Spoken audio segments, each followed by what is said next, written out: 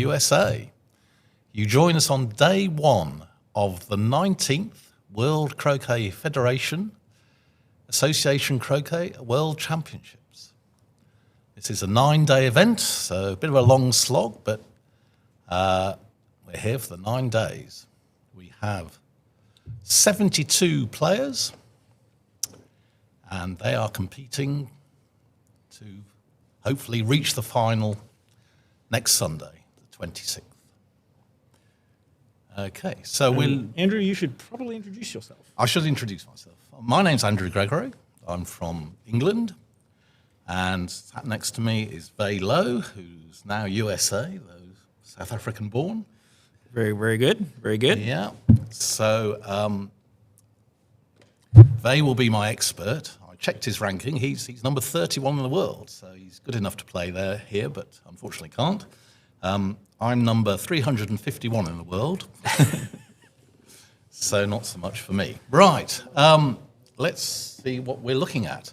We're looking at court 6. This is the court we'll be focusing on. So the first thing for new viewers to this, there are 2 games going on court 6. This is called double banking. It can be a distraction, but most of the time it doesn't matter. If there's a ball in the way, you either wait a minute or you can ask your double banker to mark it for you.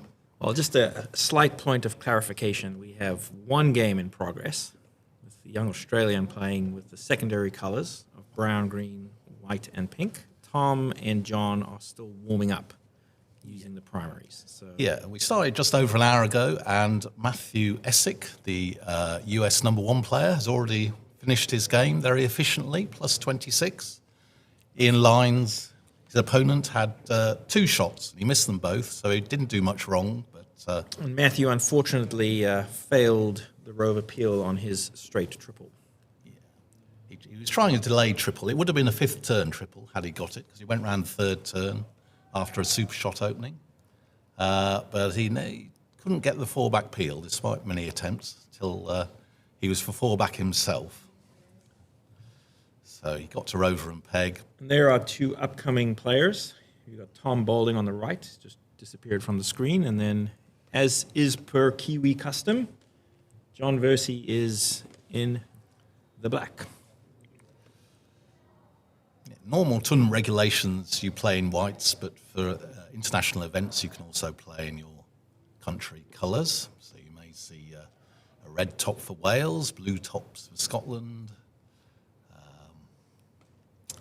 Trevor Bassett is wearing black shorts, which I'm not sure is Australian colours. Oh, Matthew had some grey tracksuit pants on. Yeah. Standards are slipping. So we're off. So Tom Boulding is playing black and blue, which is handy because that's the way around it is on my spreadsheet. So he's just played the first shot off on the east boundary. That's very normal. Very normal, 90%, well, maybe 80% of games start this way, I say. Another option is this super shot opening, where you put a ball near hoop 5 somewhere and then hit next turn and go round is the plan, and that's exactly what Matthew did on this court this morning. So John could be lining up either for a duff or tice, which would be near hoop 6, or going into corner 2 or just outside corner 2. It's the defensive corner 2 opening that we're seeing here. Yeah, this is, as you say, quiet opening, defensive. His goal here is to be about an inch outside corner 2, so that if Tom decides to shoot at him and miss, it will always be a double. Yeah, just always hatched. I think he hit the corner peg there. So you probably want to be a bit south of there, as Vei said, but he's pretty much in the corner. The other downside to being in the corner is if opponents can get a rush to that ball. You get a corner cannon. You can get the cannon. Which is, you can often get all 3 balls in play from a corner cannon. I learned that lesson the hard way many times against a certain Mr. Bamford back in Africa. So Thomas shot at his partner there, missed, but he's joined up. So now John has to try and hit something. So normally we'd be choosing blue and black, maybe from B-Bulk. We'll see Yes. what he does there. Maybe make a target. He has two options. He can take the shot from the end of A bulk at black, or he can come up to the B bulk, as Andrew was saying, and coming out a few yards from the corner to create the preferred double.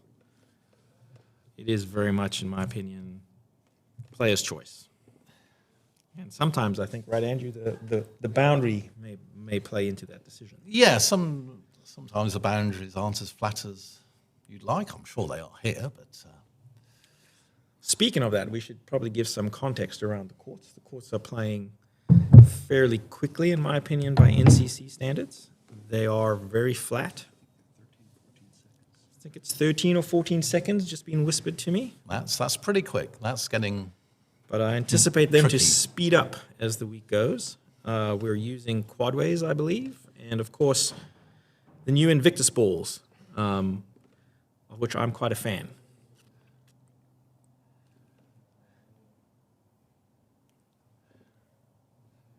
So where is John? we've lost John. in corner 4. He's looking at corner 4. So he's thinking Yeah, it's B-Bulk. which bulk to play from. It's B-Bulk.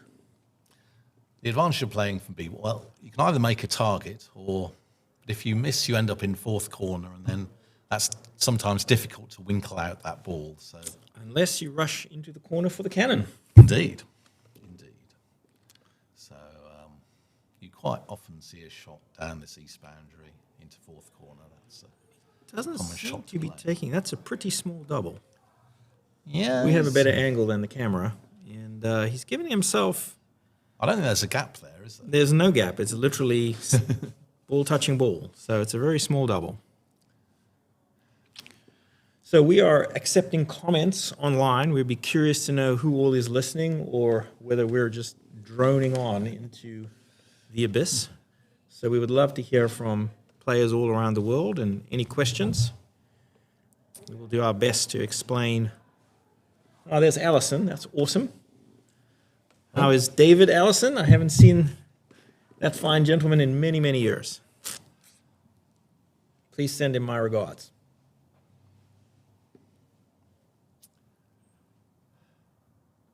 And here we go. What odds do you have here, Andrew? Well, I don't really know John Versey too well, so I don't know whether he's a good shot. But even the best shots in the world aren't hitting this. Looks like I might be going a little left. The way he's lined it up here. I'm down pretty much straight down the line. Nope. It's gone right. He's missed the right, so he's missed Into the corner. Into the corner. So, Let's see. as they predicted, I think the shot here is for Thomas. So at the start of each turn, now all 4 balls on the lawn. At the start of each turn, you decide which of your 2 balls you're going to play. And we think Thomas is going to play the blue one and try to knock the black into 4th corner, and then we get this technical thing called a corner cannon. Which would be wonderful to have on live stream.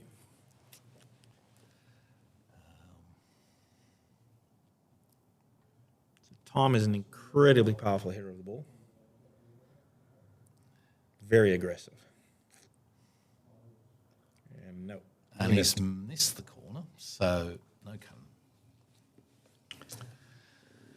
So, I guess, well, what do you think there? You're going to want to try and get a rush to yellow somewhere. Do you Yes, try it so to you have- first hoop, or do you try it to your... You have to two the red options ball? in my mind. You have two options here. And to actually quote the late, great Damon Bidencope, all you need is either a rush to your wicket or a rush to another ball. And if you're playing well, you should go around.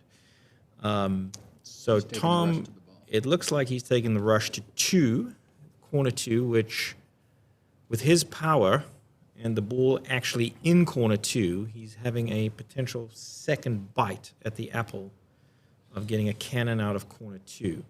The only snag is, it's not the centre peg going to be in the way of that rush. Well, he has such laser focus.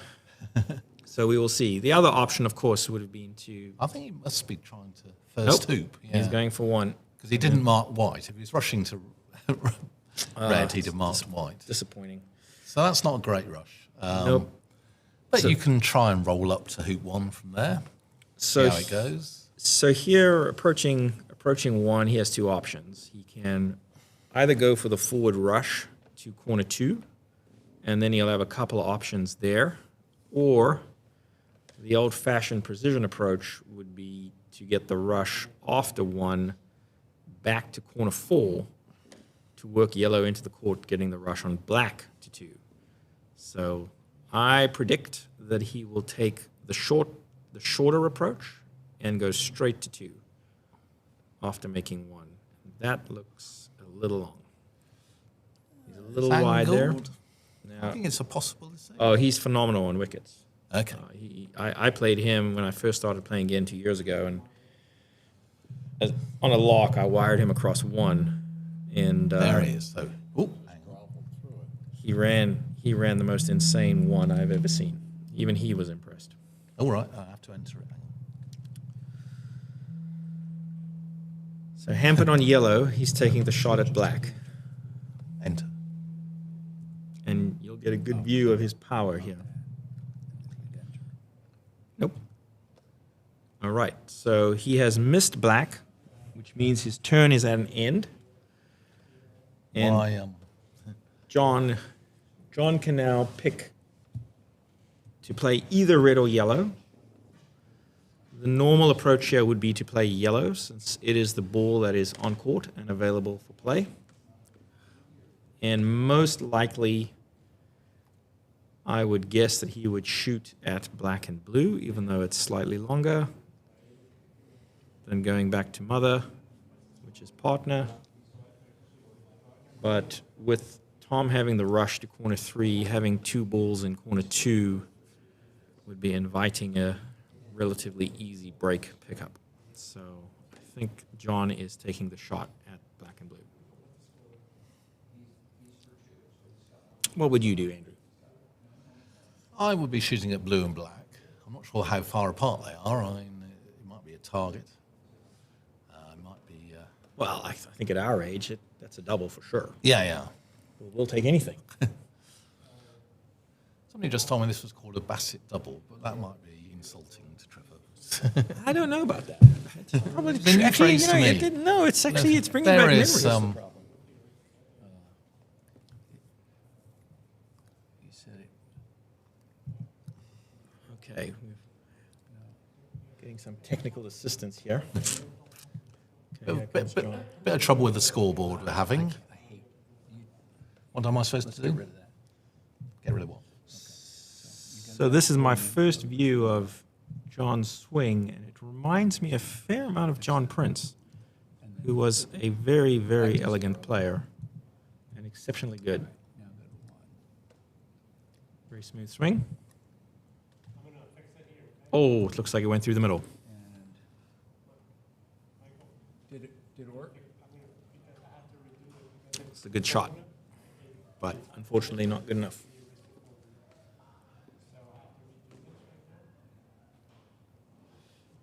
So Tom now has a couple of options.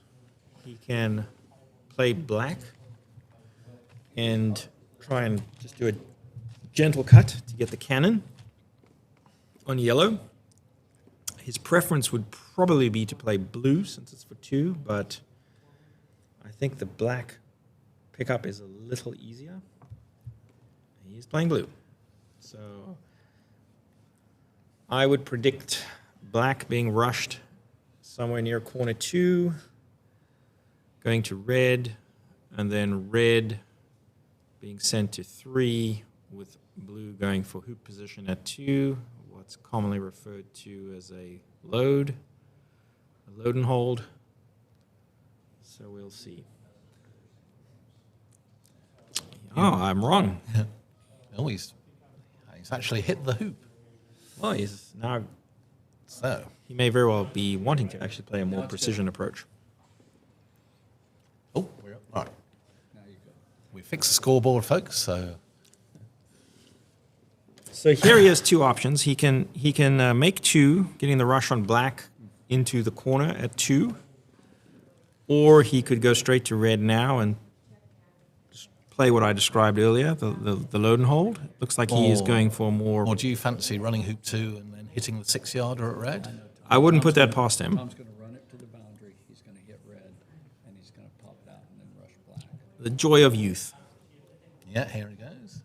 This is not. Yes, we're getting some good insight here from Michael, and I would agree with Michael. Tom does not consider a 6 to 7 yarder as sweaty yet. Right.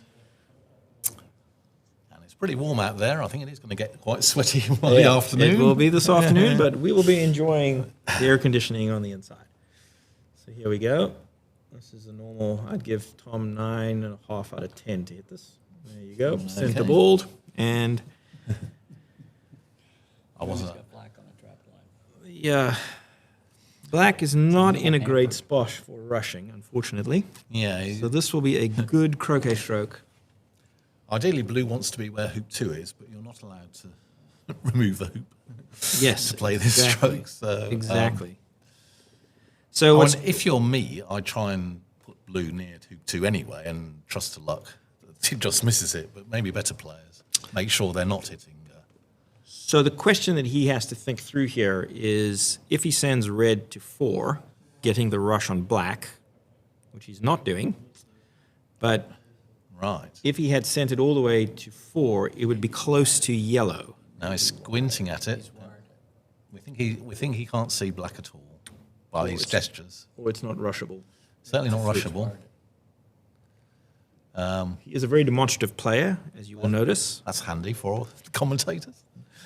Some players you don't know what they're thinking, and they play very cool, and you think, did he mean to do that? I don't know. So I would just for So up-and-coming red and players. yellow aren't too far apart. What was that? 10, 11 yards. So that's It's not ideal, but 50-50 hit. But I would maybe. say he probably John? put red there deliberately and not closer to 4 to make sure that that shot was a little longer in case something like this happened. And yes, he is Okay. wired. He is wired. So he's retiring Corner to 2. the corner. Good. Oh. Okay. Thank you, Buck. I don't know Buck, but Clive says, can Clive you good? remove the comments from the display? Oh, yes.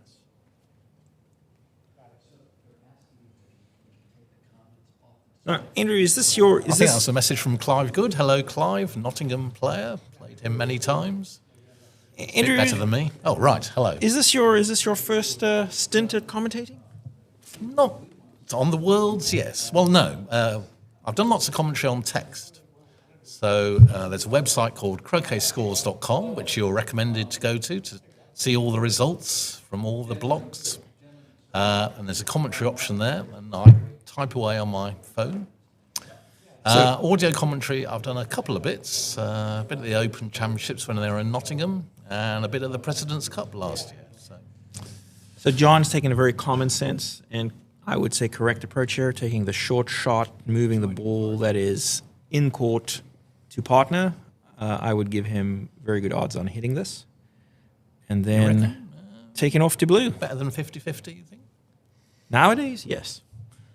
The advent of golf croquet, the shooting has Yes, single balls shots. become more generally accepted that one should hit this. So just to explain, internationally there are two forms of the game. There's association croquet, which we're playing here, and there's also golf croquet. You may have seen the World Golf Croquet Championships last year, also in America, in Virginia. They're same equipment, but very different games. But lots of players play both codes to a high standard. Matthew Essick is an obvious example. He's been World Golf Croquet Championship, and he's also been runner-up in the last two AC World Championships, Association Croquet. Oh, Tom's just fed him a ball. Yep. Tom went for the aggressive ball for 3, shooting at black near 2, and has yielded a fairly easy break prick up to John. Okay, so black is by hoop 2. So if John can make hoop 1, he's got black waiting He's got at the hoop rush. 2, which we call a pioneer. So John has the rush on yellow to black. Oh, yes, so it is. Sorry, I thought blue was closer to red and yellow. Sorry, right. So you can rush yellow to black, as you say, and then rush black to 1. And that would be a break.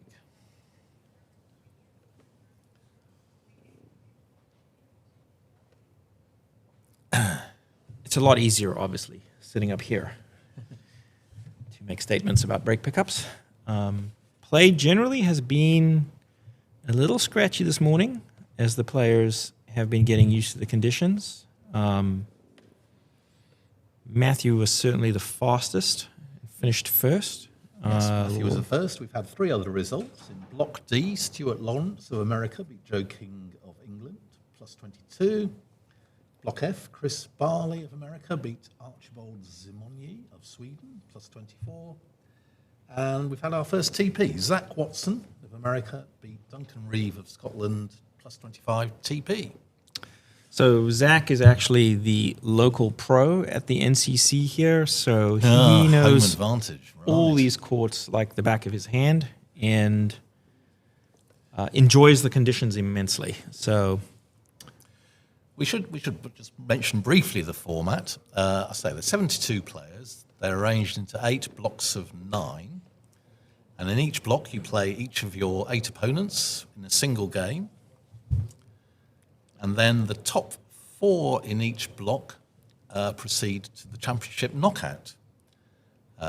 So we're hoping the blocks, they're scheduled to take 3 days, Saturday, Sunday, Monday. Tuesday is then a day for finishing off the blocks if they're not finished, and for resolving any ties. So if you have the same number of wins as someone, you're regarded as level. We don't go into, hoop score or anything like that. that is a very good cut by John. He had probably 35 to 40 degrees on that, and He's done well. He's done very well. Now, nice, good takeoff. Now, on these faster courts, you don't really want to be approaching the hoop with a backward takeoff. But I would agree. nevertheless, But I think this is let's go. preferred than being 5 yards directly east or west. Indeed, yes. But ideally, you want to be a foot or 2 in front, and then put your ball 6 inches dead in front, and then you can put it where you wish. Andrew, you're greedy. That So looks here pretty we good. go. Oh, a little hill maybe. A little bit to the right. Yeah. Now the hoops, you cannot try from that range, I don't think, with too much control. No. Make sure you get through the hoops. So these hoops are set to a 32nd, or maybe even slightly narrower than that. Well He's done. through the hoop, That's very good. and he hasn't really got an useful rush. But as I say, make sure the hoop. Oh, and now So he has a very good Pioneer 2 with yellow. It's a little deep, but since he's approaching it down the rushing line, he should be fine. So you'll notice that he'll probably rush black over a little bit so that black is in line with hoop 2 and yellow. So now when he plays the split, sending black to 3, red is naturally coming down the line that he wants to rush yellow to 2. And so his primary focus is really just the weight on red and not so much the angle. So it makes the shot just a little easier.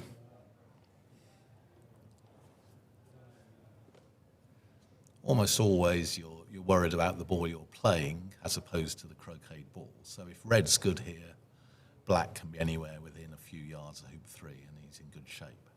So let's have a look. Has he got the right angle? Looks good. Red is coming straight down the line. The weight looks pretty good. Little far, but he can still cut that. Cut that. That's a pretty good shot. I think I'd get that 9 out of 10. Black is in a good spot. You do not always actually want your pioneers to be 6 inches in front of your wicket So because you're knocking them away. Yeah. exactly you're going to roquet them and move them. So black's in a good spot because he just needs to get a yard or two to the right, well, to the west of. Is it west? I'm trying to orient myself here. West of black after 2, and he'll have an easy rush to 3. More often you're commentating from the south boundary. Correct. But here we are from the north boundary. So, and I get east and west wrong at the best of times. So, we should note for non-croquet people, it's not geographical north and south, but it's logical north and south, the way the croquet lawn's laid out. So, far corner. We've got a blue flag. That's first corner, and that's in the southwest corner, he says. Is that right? I say not Yes, right. correct. You're confusing me, Andrew. I know. Sorry.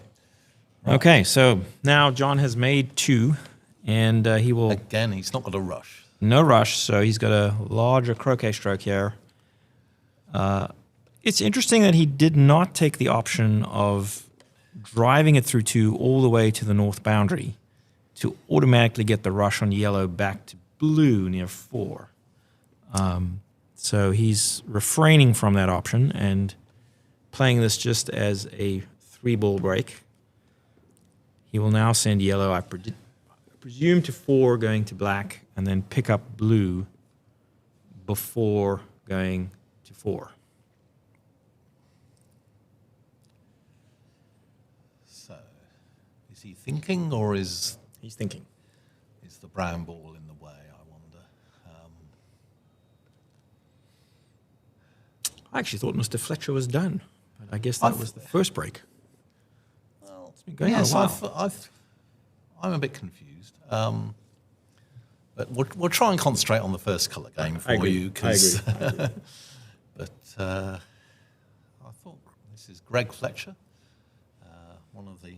Well, I think there are 4 Fletcher brothers, but I think 3 of them play croquet. Robert, the 2013 world champion, is playing here, but Malcolm, I think, was entered at one stage, but he's not playing. I think you're right. I think he's waiting on Brown to move. Right, yeah. You can't think this long. So we think, yes, so Greg is in fact now finishing. Pegging out, yes, he's pegging out. This is what we call pegging out. So he scored the 12 hoops points with green and brown. And just to be clear, Greg is in the background in front of Oh, yes, he's almost... John. So you see the back of John, and Greg is pegging out brown and green. So we have an excellent view of the court directly here. So I was looking at the court, but we can also see what you're seeing. So, yes, it's so this is a result in Block E. Greg Fletcher beats Gabrielle Higgins plus 17. I'm guessing, I might be wrong. Anyway, it doesn't. Sure. It matters not what the score is. I say it's a win or a loss. So there we are. okay. Here comes John's croquet stroke. Let's see. Red looks perfect. Yellow looks excellent. Oh, that's Yellow's a little deep, but yeah, directly manageable. behind the hoop, which you don't really want, but that's fine. I think another 9 out of 10 from me for that. Yeah, I mean, maybe I'm not holding these top players to good enough standards. Maybe once we start commentating on, You could argue that yellow should have been east, further east, because you're going to blue. yeah, Blue will be going to 5 or to the peg, and so you want yellow on the east side of 4.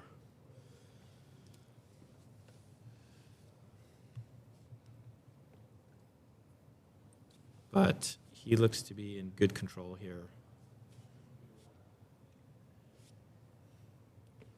And okay. we have a question? Do we? Looking at scores. Looking at some scores. Anne Harrod Walters of Wales has beaten Doug Grimsley of America plus 17. That's in Block B. Also in Block B, Jenny Clark of New Zealand has beaten Rich Lamb of USA plus 25. And in Block F, an all-English clash, Mark Avery has beaten Nick Parrish plus 18.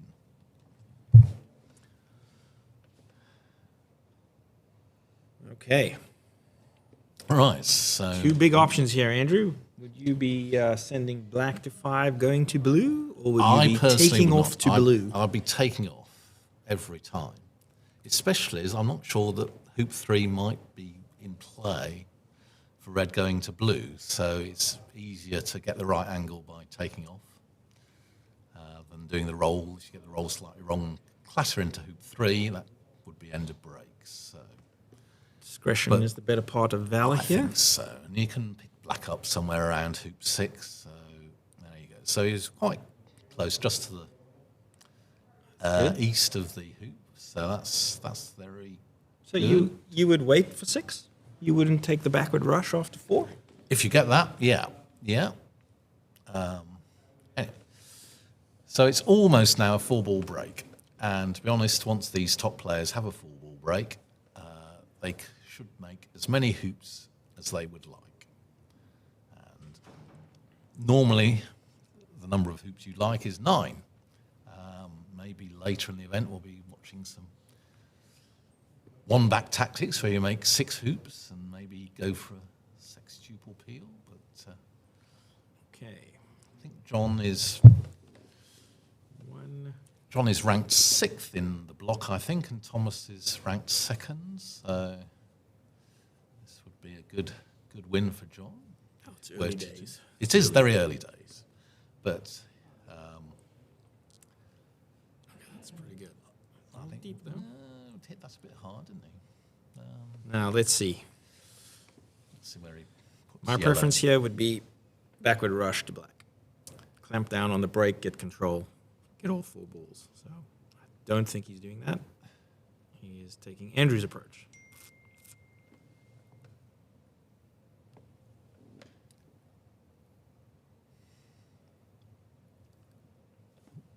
Right, hang on.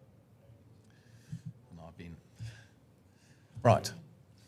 Sorry, I'm in charge of the scoring as well, and I'm not concentrating. So, I've got the wrong ball as well. I'm hopeless. No, I've got the hang on. Yeah, I'm hopeless. It It's is red. I do apologise. All right. Okay. So I think I'm back up to date. Right, so yellow will go to 6, holding red near blue. And he has a 3-ball break under very good control.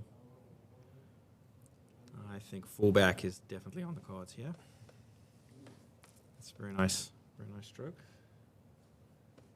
Now, Comes after black. does he get greedy and go for the forward rush after 5? Or does he play it safe and just get blue north, take off to black, and send black to 1 back, going to yellow?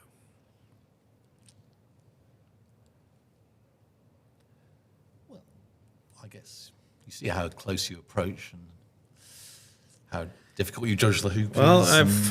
I It's heard difficult. I heard a former multiple world champion fail a 6-inch wicket this morning going for a forward rush. So Are you referring to no, Mr. Bamford? I do not mention names. Well, I do because I was watching Reg and he'd made 3 errors, 3 bad errors in the half hour I was watching him. So I think even Reg may be a little nervous or a little getting used to the conditions. In fact, he failed hoop 2 and he was so shocked he got the referee on to check whether it was wedged, and the referee had to tell him actually. So every time you turn your head to talk to him, the Right. audio drops. Okay. All right, how fast are the lawns? Keith 8 is asking. Keith, we Michael tells me 13 seconds, yes, 13 seconds. and they may get faster during the day and faster during the week. So Keith, sorry, go ahead, Andrew. sorry. No, Keith, good to see your name.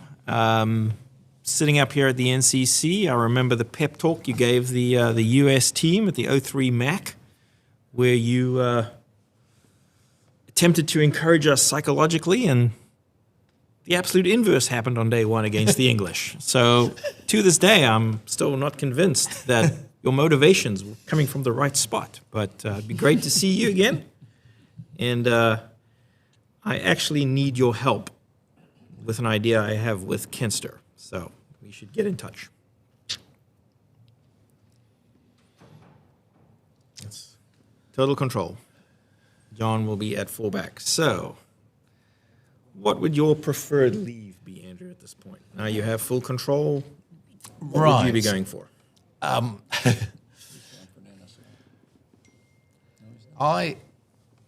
Well, I'm not so good. So I tend to think it's a bit hubristic to think of my leave before I've made 3 back, because too often I blob 3 back and I think that was all wasted.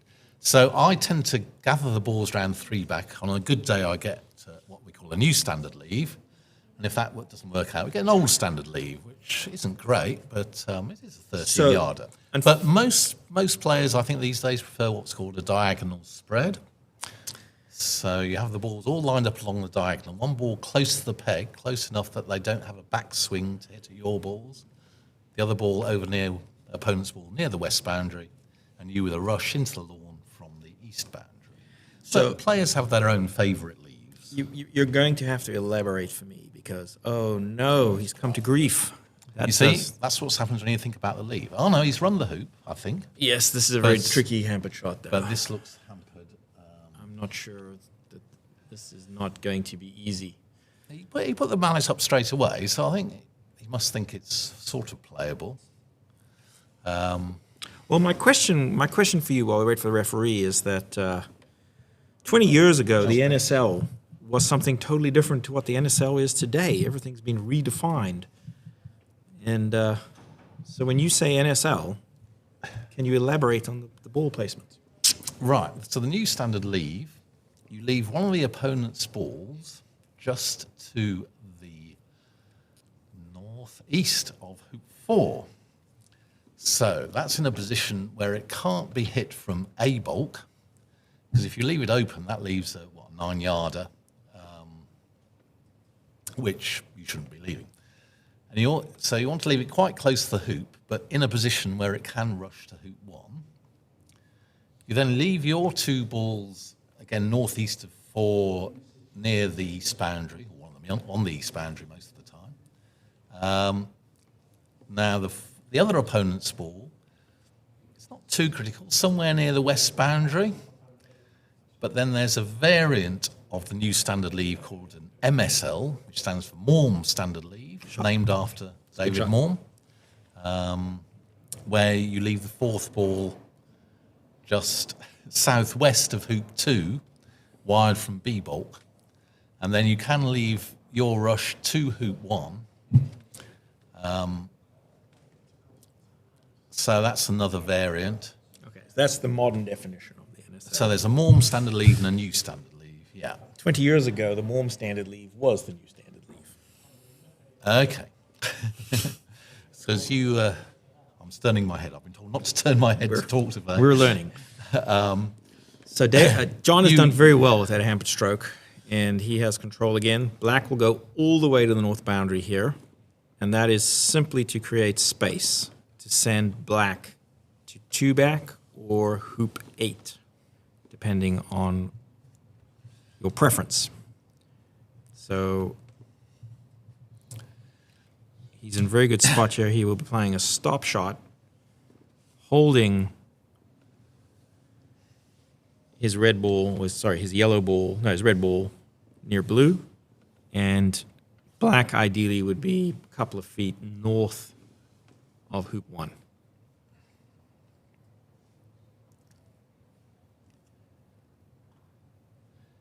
Black looks a little short. I don't know. I think he wired himself. He wired himself from 2-back, so it's a little wide. So now he's got the 4th ball in play. He should be able to remedy the situation with black being Yes, it's not further from the hoop than you'd like, but it shouldn't present a problem. It's just a little less pleasurable than having the ball 2 feet north of 1. Indeed.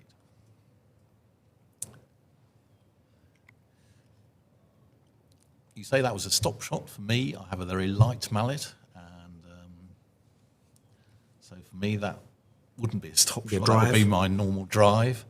Different players, depending on the weight of their mallet and other characteristics, your natural croquet stroke maybe produce different ratios. Okay, so he's now made 1 back. Again, without a rush. So my guess here is that we will be seeing a diagonal spread that Andrew referenced earlier, which would be good. Okay. Much easier to understand visually once you see it. So blue will go to 3-back or 8, while red goes to yellow. I mentioned 9. It's hoop 9. Nine. Yeah, blue. Well, yeah. I'm I a mentioned fossil. earlier, I there's try my best. There's association in croquet and golf cricket. Golf croquet call the hoops 1, 2, 3, 4, 5, 6, and then 7, 8, 9, 10, 11, 12, 13. Apologies to everybody. Association croquet, Vane and I have been playing a long time. So we call the first 6 hoops 1 to 6, and then back the other way, we call them 1 back, 2 back, 3 back, 4 back. And just as you think it might be 5 back, we call it penult, which is the penultimate hoop, so it's logical. And then the last hoop is called rover. So that was very interesting there.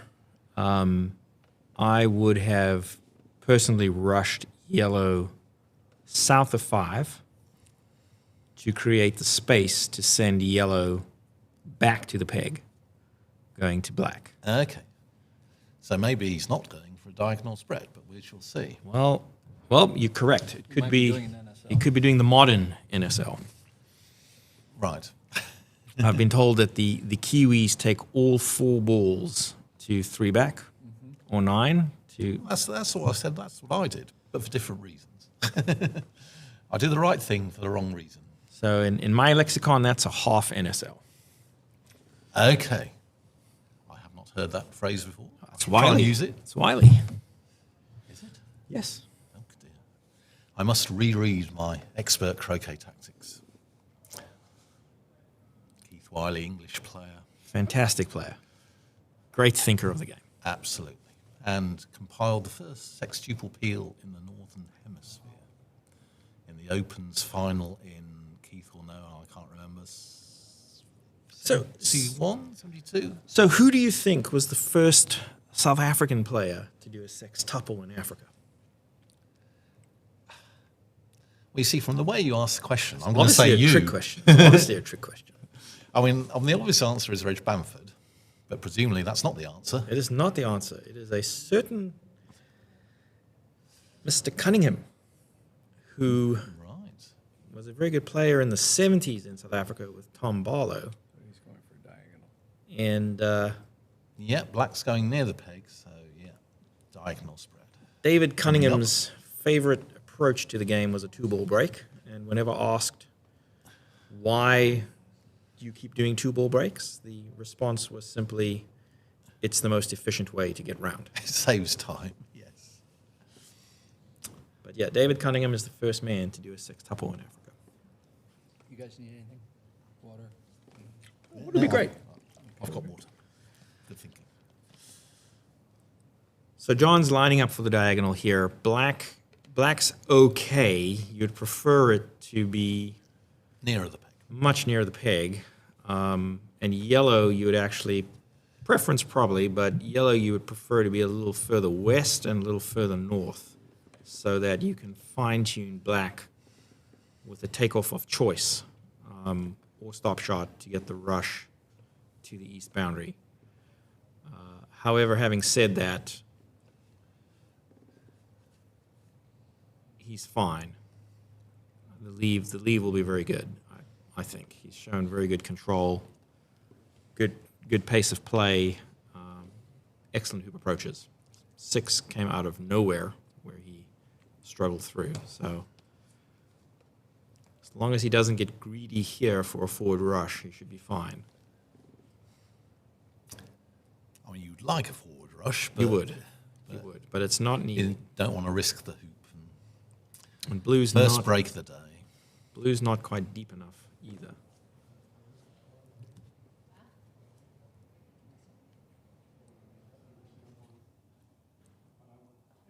And there we go.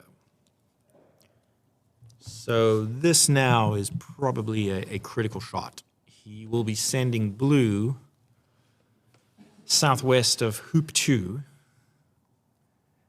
and he ideally wants to be northeast of black. If he comes up short on black, he will be frustrated. So red is critical here to be north of black. He has to be able to rush black closer to the peg, which is why we mentioned black being close to the peg was preferred. Blue is quite short. But Red is good. Red is good. Yeah. Ooh, that's tempting with blue. Blue's not as far from B-bulk as you might like. That's a short shot from the end of B-Bulk. And he has to get the wire, black on blue. So this rush is very important. You want to try and rush this onto the wiring line. So in other words, as close to wired as blue as possible. And then your stroke to yellow, you're going to fine tune. So if it goes deep, which it looks like it has, it's now difficult to get the rush on yellow to the east boundary, which is why I mentioned yellow needed to be a little further northeast. So imagine if yellow was in where his shadow is right now. That would be better. This would be an easier shot to wire and get the rush. If he's just playing a gentle stop shot here, he won't be getting the rush to the east boundary, which means it won't be as tight as it could have been.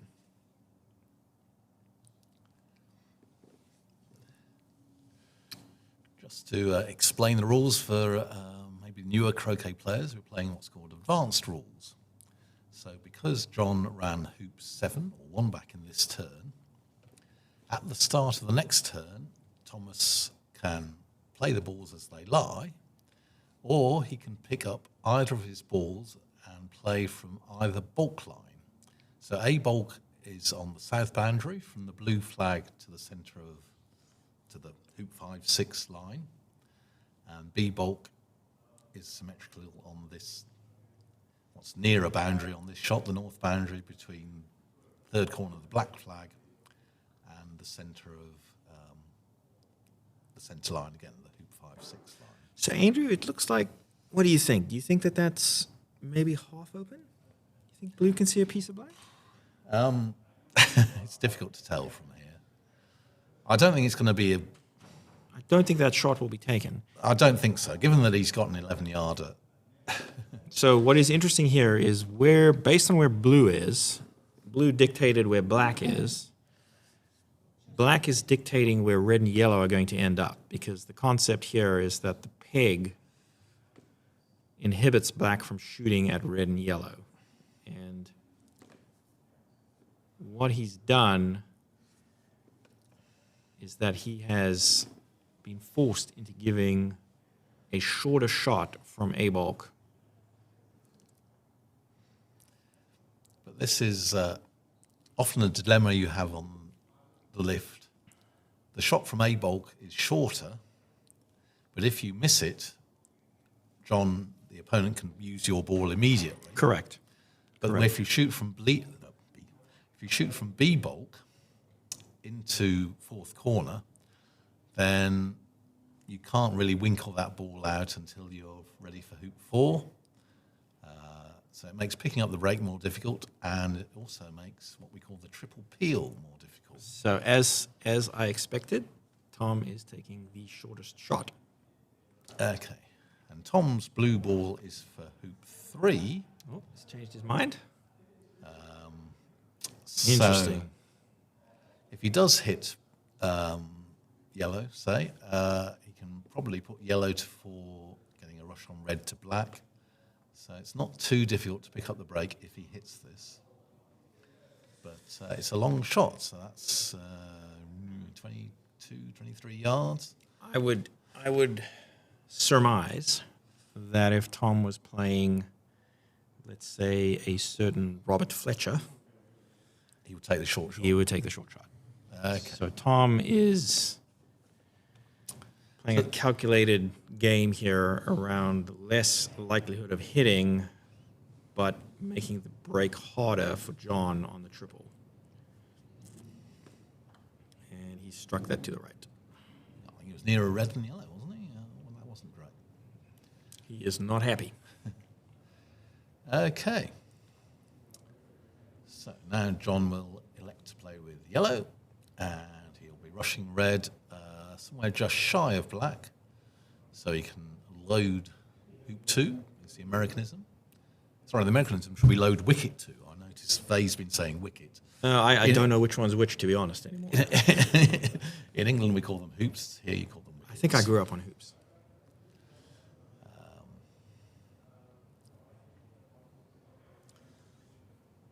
So I wonder if there was a case to be made that he should have lifted black with blue being in court more.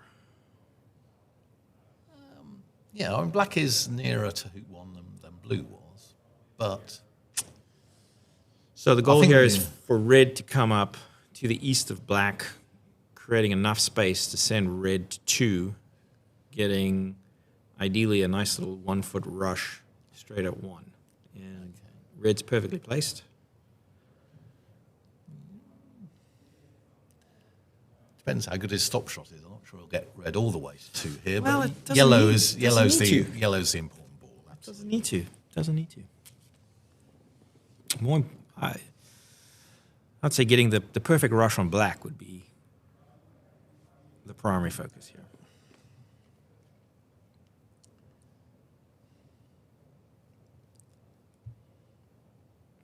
It's a fairly long rush. Yeah, I'd want yellow nearer black. And Yep. by hitting it a bit harder, he's got red better, but yellow's always the important ball. The striker's ball is almost always the one you're worried about. He's definitely focused, so he's looking for a nice rush here, putting black a couple of feet south of 1.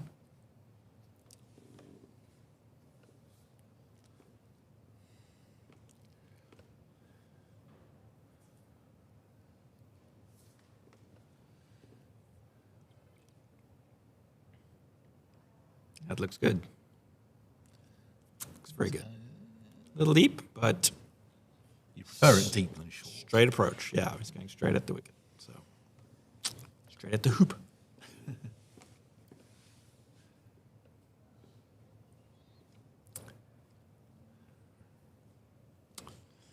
You can't see him, but playing on the court directly behind John is James Deeth.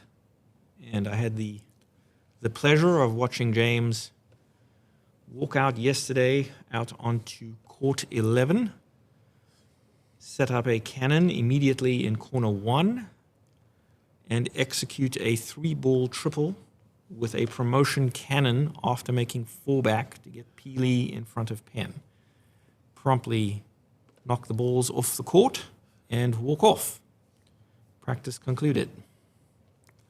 And he's a very modest chap because I'm actually staying in the same house as James, and he didn't mention that. It was a treat to watch. But And that's the John problem. fails. Who won? That we have seen a fair amount today. You have to hit the ball straight. Consolation is, I think black can't hit yellow. So The counter consolation is that if black Tom hits has blue, missed 2 in a row, which is quite unusual for him. so black he's at in third blue. and- If black hits blue, he has an He's instant break. gone. Yes.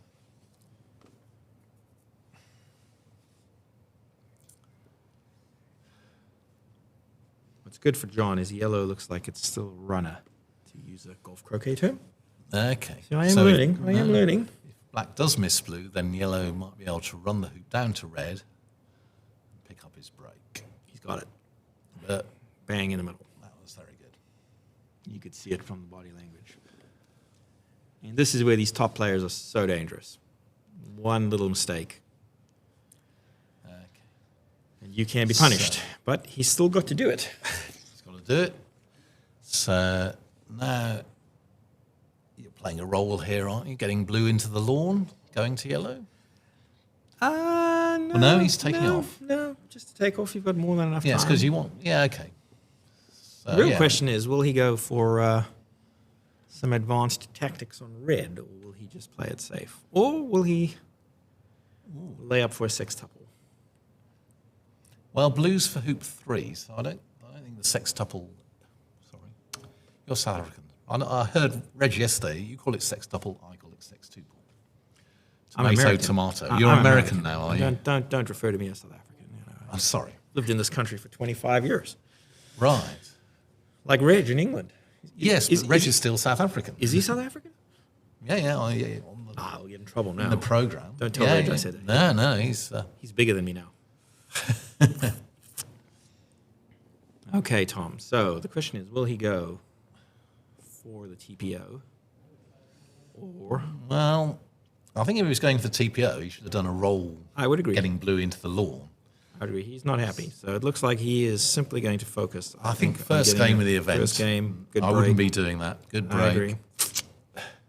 And he's off. And that is Oh, well, he's very- made the hoop, but he's left. Oops, hang on. Oh, no. Oh, dear. Now let's see. Is it red or is it yellow? Oh, red. I've done something. No, sorry, I've done something bad to the scores. Right, what have I done? Do apologise. Right. Oh, nice fine cut on red, keeping it near 2. Wonder if that was planned. Okay. Sorry, people. I've messed up the scores. Let's see if I can get it back. So in talking to Stephen Mulliner last night, the concept of running the wickets firmly and just looking for the next nearest ball, shooting at that ball, and then making the next wicket was pioneered in the 80s by the late, great Bob Jackson. A very, very, very good New Zealander. And he's through. Golf croquet prowess coming out. Hoop running is not normally a problem for Tom Boulding. Very, very good golf croquet player. Now, big shot here. Ideally, he wants to cut red towards yellow. Oops. And it's a bit of an angle. And he hasn't got it.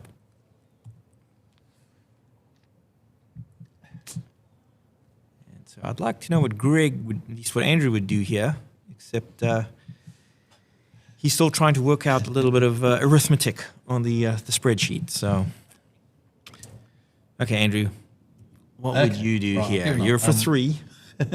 Black's for 3. He's playing quickly, so Right. Okay, so the scores are wrong. Well, the red and the blue are right. But the yellow has made 0 hoops, and the black has now made 2 hoops. you may want to change the font color. Well, I've got the colour right, but A ref 111. yeah, That so is I've a been very putting good one- rush from Tom. Very, very good rush. He has got yellow within a foot of blue. And notice he left red on the west side, but on the court. So very usable, but not really close to any other ball. So now he has the ability to just work yellow in a foot or so, getting the rush on blue back to hoop 3. And it's a very good recovery from the overhit hoop at 1. So as I said, you can see yellow has come into the court, making it a little easier to pick up later. And he's got a straight rush, straight at hoop 3. So if he can put this a foot or 2 north of 3, he's got the angle slightly off. The weight is pretty good. But he's a little east. He wanted to be that weight, but right in front of 2. He will now approach 3, putting blue, my guess would be to the west, so that once he runs 3, he will have the rush to red. So he is 2 rushes away from picking up a full ball break here. So black has gone a little too far east. But as I said, he's a very good hoop runner. The issue here is the control on the rush to red. Oh, he's failed. He's failed. Okay, so Thomas now has both his clips on 3, which is far from ideal. Nope. I wish he would do that against me. One consolation is that red and yellow Far red apart. far apart. So red's probably got a 10-yarder at blue, 10, 11-yarder. So it's an interesting tactical position here, right, Andrew? Red at blue is the shortest shot. You miss that, Black black will hit red turn and around and have pick the up full red. ball break immediately. Red at yellow, longer shot. safer shot, not as easy a break pickup. And But the ball he wants to play is yellow because Yes. that's the backward ball. Yellow's for hoop 1. yes, yellow So and red, if- which is what he's doing, So, is the second easiest break pickup for Tom. okay. Black hits blue, gets the rush on red is one way, or blue at black, make 3, rush to red, and you're back on. Right. So this is quite an aggressive shot in my mind.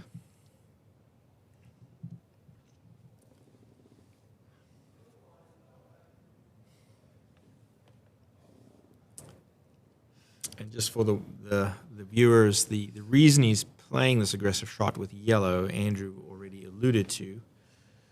In theory, should he hit red, as he has, Good shot. he can potentially finish the game in this turn and win.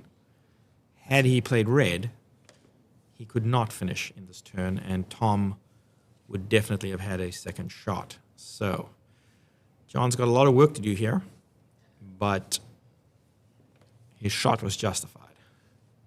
See a message from Tony Elliott, player from, I think, Watford Croquet Club. Might be wrong about that. And he's a very good referee. Tony, championship referee, officiated at last year, no, 2 years ago, the World Championships. I'm pretty sure he did.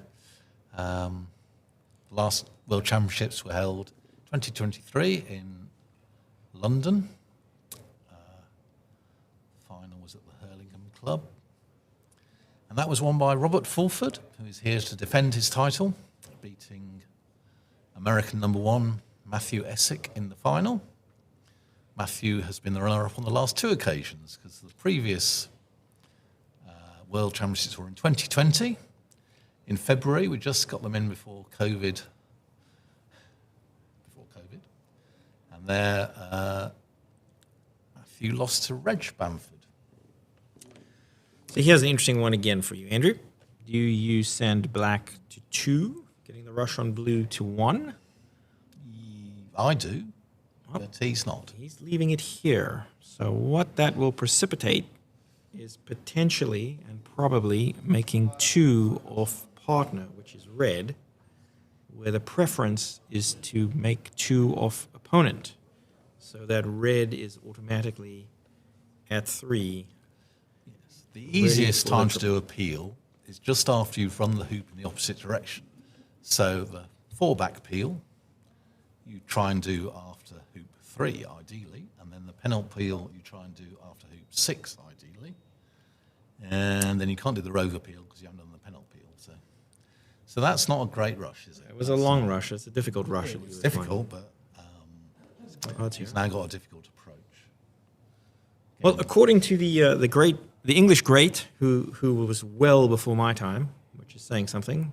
I think it was Mr. Hicks. Humphrey Hicks, yeah. The real goal in the triple is to peel through 4-back, I think going to 2, peeling through pen going to 4, and then peeling through rover at 5. That is the preferred approach to a triple. Is that right? It's not what we call a standard triple. No, Or but what that you is- would call an on-time triple. No, but there is. I have seen. I believe Wiley refers to it actually in Expert Croquet Tactics. That is the. Oh, and another failure of hoop 1 from John. That is. That's Oh, not good. it's not Blue, good. Blue has a 6-yarder, and black is not too far from blue's hoop 3. Yes, I actually do agree with his approach of just playing the takeoff to maximize odds on getting position and running it. Okay. The failure to run it was obviously not the plan. The issue now is black is at blue's hoop. And the rush on red to black will be, I think, fairly perfunctory. So a quick note to the technical team, if you could help me get the scoreboard back working. I've managed to break it.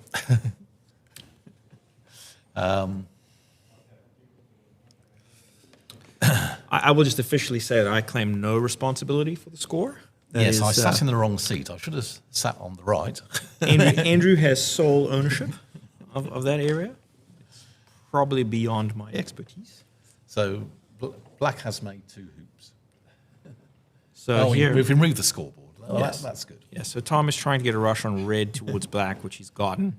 Yeah, and yellow's too far from 4. Yellow's in a good spot, so you can expect Tom to just bash red all the way over to the east boundary here. No holds barred. Bam. Actually, that was quite restrained by him. And now, probably a thickish takeoff to black. Ah, right. I'm back. Am I back? Oops. Well, Andrew, if he was to go for the TPO, this would be it. Oh, But he's not. no. Yeah, there was an opportunity there. It's a beautiful opportunity. We will have to give him some grief later today. But first game of the tournament, I'm not sure TPO is the right tactics. In fact, I'm not sure. It's a statement of intent. Right, okay, psychological. Yeah, okay.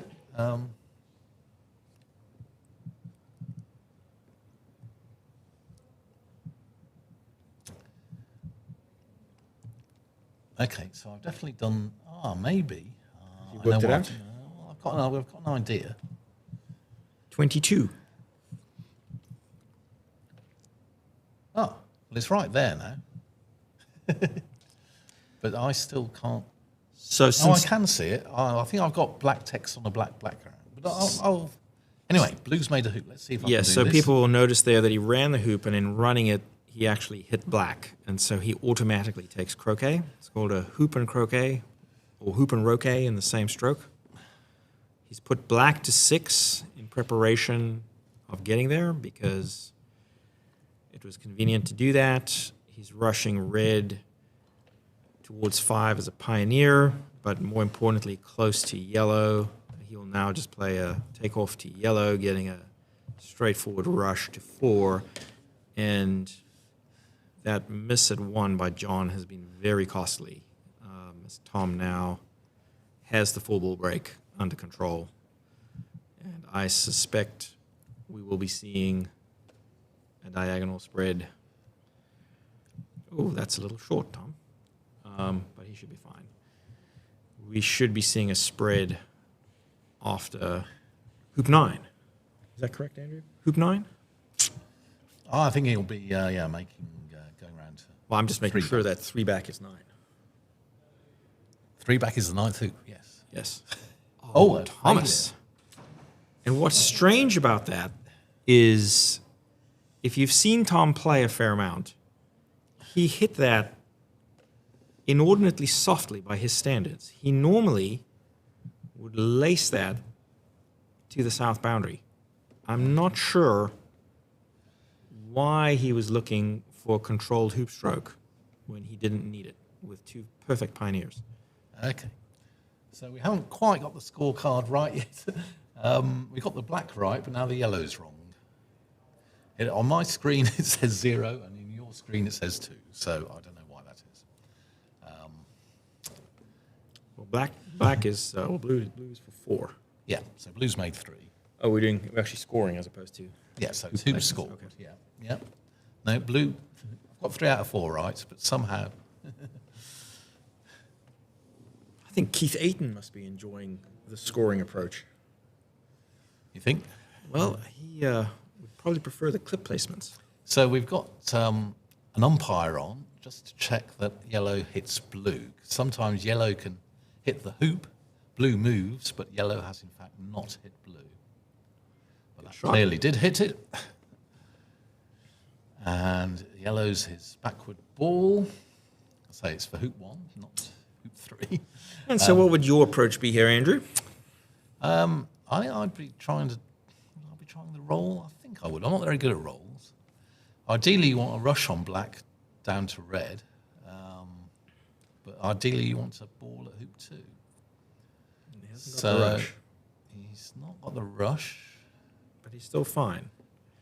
So So now he can hit black and take off to red to try and get yes. a rush. So in a situation like this for up-and-coming players, you haven't got the rush on black to red.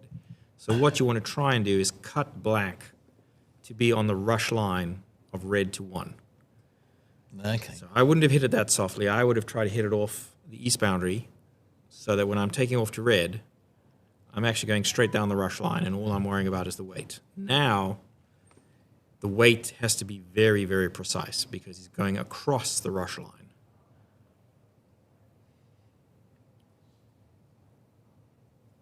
And that looks pretty good. Maybe a little deep. Nope. And that's uncomfortably deep. So imagine had he been taken off from the east boundary peg high, if he had come up 2 feet short, he would still have the rush. And if he went a foot too far, he would still have the rush. So what we can't quite see from this angle is whether blue and black can see each other. Because potentially 2 and or 6 Yeah, I think hoops are in the way. I think that they are probably wired. So if this doesn't work, that looks pretty good. Is he going to stop? That's Nope. nope. It's gone a bit far. And he's put red. He would not have put red there. I mean, I probably was sending it near the boundary because the approach wasn't high percentage that he's going to get that hoop. But Now, knowing croquet players' lucks, this is the hardest attempted one with the toughest break pickup that he's had with yellow. My prediction is yellow is going through. third time lucky, I think. Well, it's when you've got nothing. It's when you play these great shots, and when you've got everything, you tend to get too excited, maybe? Oh, No. I was wrong. Not third time lucky, right. Okay. I don't know what I've done to the scoreboard. I do apologize. Andrew, what do you do here? Right, Assuming well, blue and black, let's assume that they're wired. Let's assume they're wired. It's a rather tasty position, this. It depends. We're not quite sure. Can we see on the screen? We're not quite sure where yellow is. Do we think yellow's on the wire? Do we think you can run it? It's difficult to see from I think it's a little bit off the wire. I think it's a tough one to run. So Thomas is squinting blue at black to see how much, if any, he can Oh, see he's of open. He's open, yeah. So this is the obvious shot, blue at black. it. Okay. It's a pity. It'd be nice if it was wired and see what his thinking was.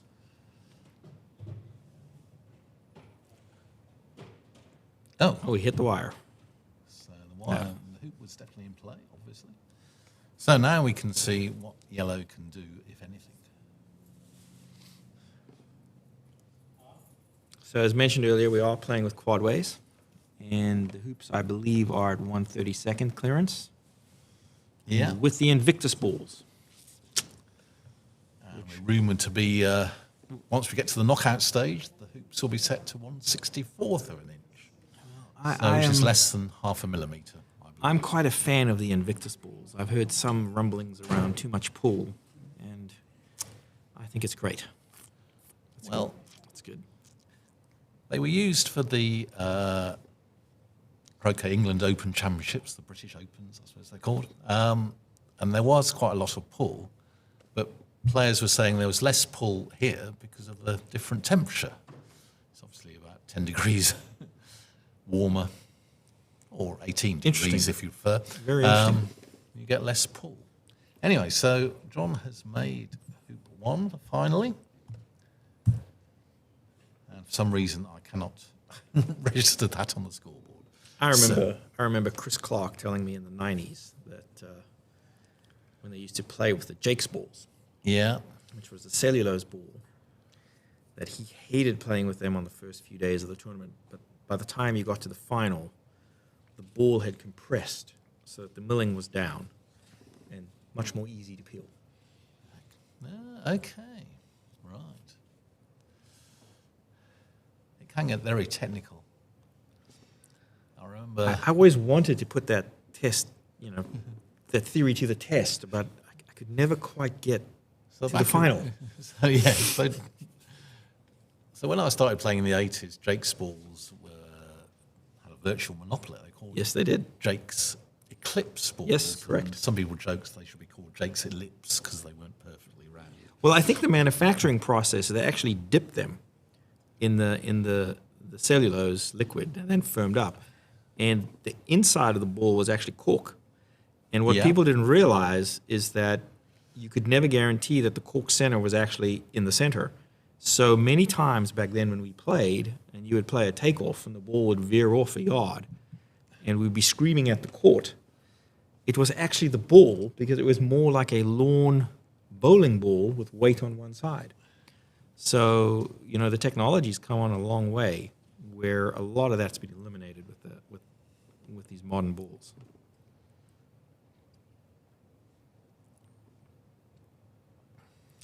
John's takeoff to blue is a little short here. This is a Sweating. test of fortitude here. Well, he's just hit a 6-yarder at Reds, so this That's is like partner. a 4 or 5-yarder. Yeah. That's partner. It's always It's sweaty all as shooting psychology of the now. Now opponent, it's yeah. Oppo. Yeah. Unfortunately, we have a second game joining us. Just to put us off, finally, I think, is that Duncan Reeve under the hat? Looks like it. Looks like it. blue He shirt. lost his first game. Oh, and he's missed. He has missed. He's missed. So this is now a chance for blue, which is for hoop 4. This is where Tom was wishing it was black and blue was switched. Indeed. It'd be an easier pickup. Yeah.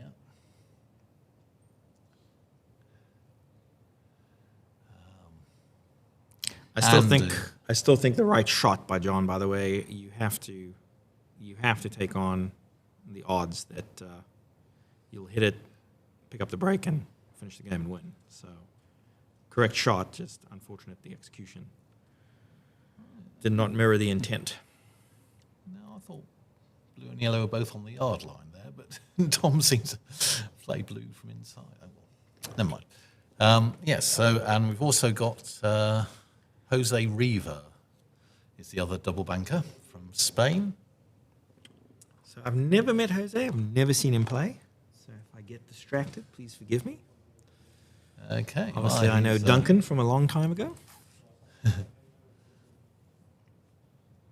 Jose has won the President's Cup, one of the top 2 competitions in England. Which I believe Reg has never won. Yes, he does, to be fair, he doesn't play in it very often. He's given up. I think he had a President's Cup at Nottingham, and he won, I think, 1 game out of 14. So I don't think it's his favourite event. It's a very different. Most events are either knockouts or what we call Swisses. So if you win a game, then you'll be playing someone else who's won a game.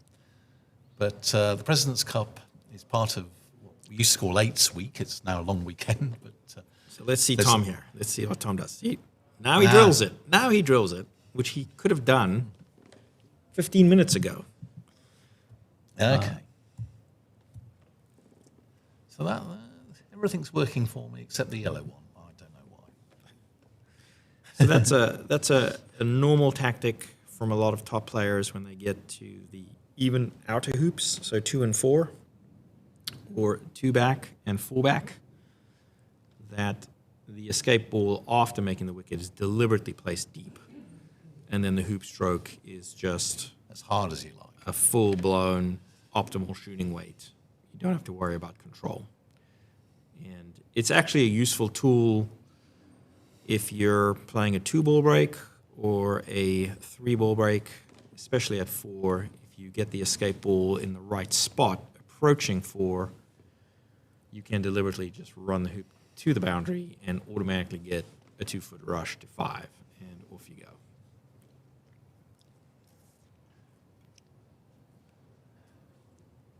So interesting that Tom is not picking up red now. I would have thought after 5 he'd be trying to get the rush on yellow to red. He's ignoring red Okay. and and he's sticking in failed. 5. He's failed hoop 5. So we've had at least a fair few errors in this game. I think it's 3 or 4 from either player. When we get deeper into the week, when the players have got going and we're watching the top players, you can have games with 0 errors. more pertinently, you can lose a game not having made an error, as Ian Lyons discovered this morning Well, it playing Matthew Essick. depends on your definition of an error. I suppose so. You missed a couple of shots. Yeah, I guess you have to hit your shots. Missing the 17-yarder could be a terminal error. Indeed. Indeed. Tough at the top. So, yellow has a 14-yarder at red. 13-yarder. Well, 13 and a he's- half. 13 and a half. Okay. Smooth stroke, and he's hit it. Good shot. Yellows So, for two. yellows for hoop 2, not as it says on the screen, hoop 3, sorry. Again. Technical support. Scorecard's still not quite right. Anyway, We haven't had any questions from anybody. we might have missed them. Yes. I don't know how you do it. There's presumably a chat option. Dawn Jupin, From Chattooga. North Carolina. That was my first trip to the States was, I think, 95 to Chattooga. John Rivers, Robert Fulford invited me to play at John Rivers' fantastic facility. And a wonderful event where I met the great American Archie Birchfield, who the USCA had to rewrite the American rules because of him. They had no wiring restrictions, and Archie showed up in overalls in blue, and they said you had to play in white. So he went to a local paint store, bought white overalls. I'll say, you thought buying white paint to. Okay, white overalls, and he was a tobacco farmer from Kentucky. Curtis Drake, who's playing in this event, knew him very, very well. Uh-huh. And he played in his first U.S. 6-wicket or American rules nationals. Promptly dismantled the entire field with leaves along the lines of leaving Oppo inside jawsed in 2 and jawsed in 3. And opponents complaining that there's nothing they could do. And his comment back was, well, read the rules. There's no restriction on me wiring. And so promptly the U.S. Laws Committee changed the rules, thanks to Archie Birchfield. And Archie, actually, I think, had a big influence on Robert Fulford's 6-wicket game. And Robert Fulford, certainly, by a long shot, the world's best American 6-wicket player to have graced the courts. Just fantastically evil at that game. So this is the third form of the game. Yep. Association croquet, golf croquet, and American 6-wicket croquet, which is like association croquet, but Defensive. very different in some ways. John At has least done we've well. persuaded America that they, for international tournaments, they adopt our international rules. It's a very different game. Yeah. But anyway, John has done very well. Right. He had a tricky rush, and now he's made 2 and done it in such a manner, actually similar to what I was describing earlier, where black was placed nice and deep, so that he automatically gets the rush on black to red, which is about 2 yards out of corner 3 and about a foot Yes, south. So the and he's first rushed croquet- that beautifully. First croquet stroke of his turn was a bit enthusiastic, wasn't it? With both balls went Yes. further than they should. But he's played a beautiful rush. That is perfect. It's right into corner 3. That's where you want it. Yeah. And so now he's got the most amount of space available to work black into the court while getting a straight rush on red to 3. Now, if he were playing, if the blue ball were pink, pink's so ideal, he might have a go at the triple peel, but blue is presumably doesn't look like it might rush anywhere near 4, so I don't think we're going to be seeing a peel after hoop 3 here, but Well, could be wrong. well, for those that practice 3-ball triples, this Indeed. is a good transposition here. Yeah, you do the peel, then rush. So the idea would be, rush red to 3, make 3, peel red through 4 back, going to black, getting the rush on black to 4, and all of a sudden you have an on-time triple. Because blue is your pioneer at 5. Yeah, but black is I'd not be in a great surprised. spot. Personally, I'd be surprised if he did that. No, I Especially think with black. black's where not is in it? the right spot for it. It's Yeah. very aggressive. Very, very aggressive. If black was further south, that might be an option, or south and west. And he's putting it to the east side so that when he runs it, he will run it south of red so that he can rush red back to black. There we go. And now red should come all the way to the north boundary. Once again, creating space to work it back into the court, getting the rush on black.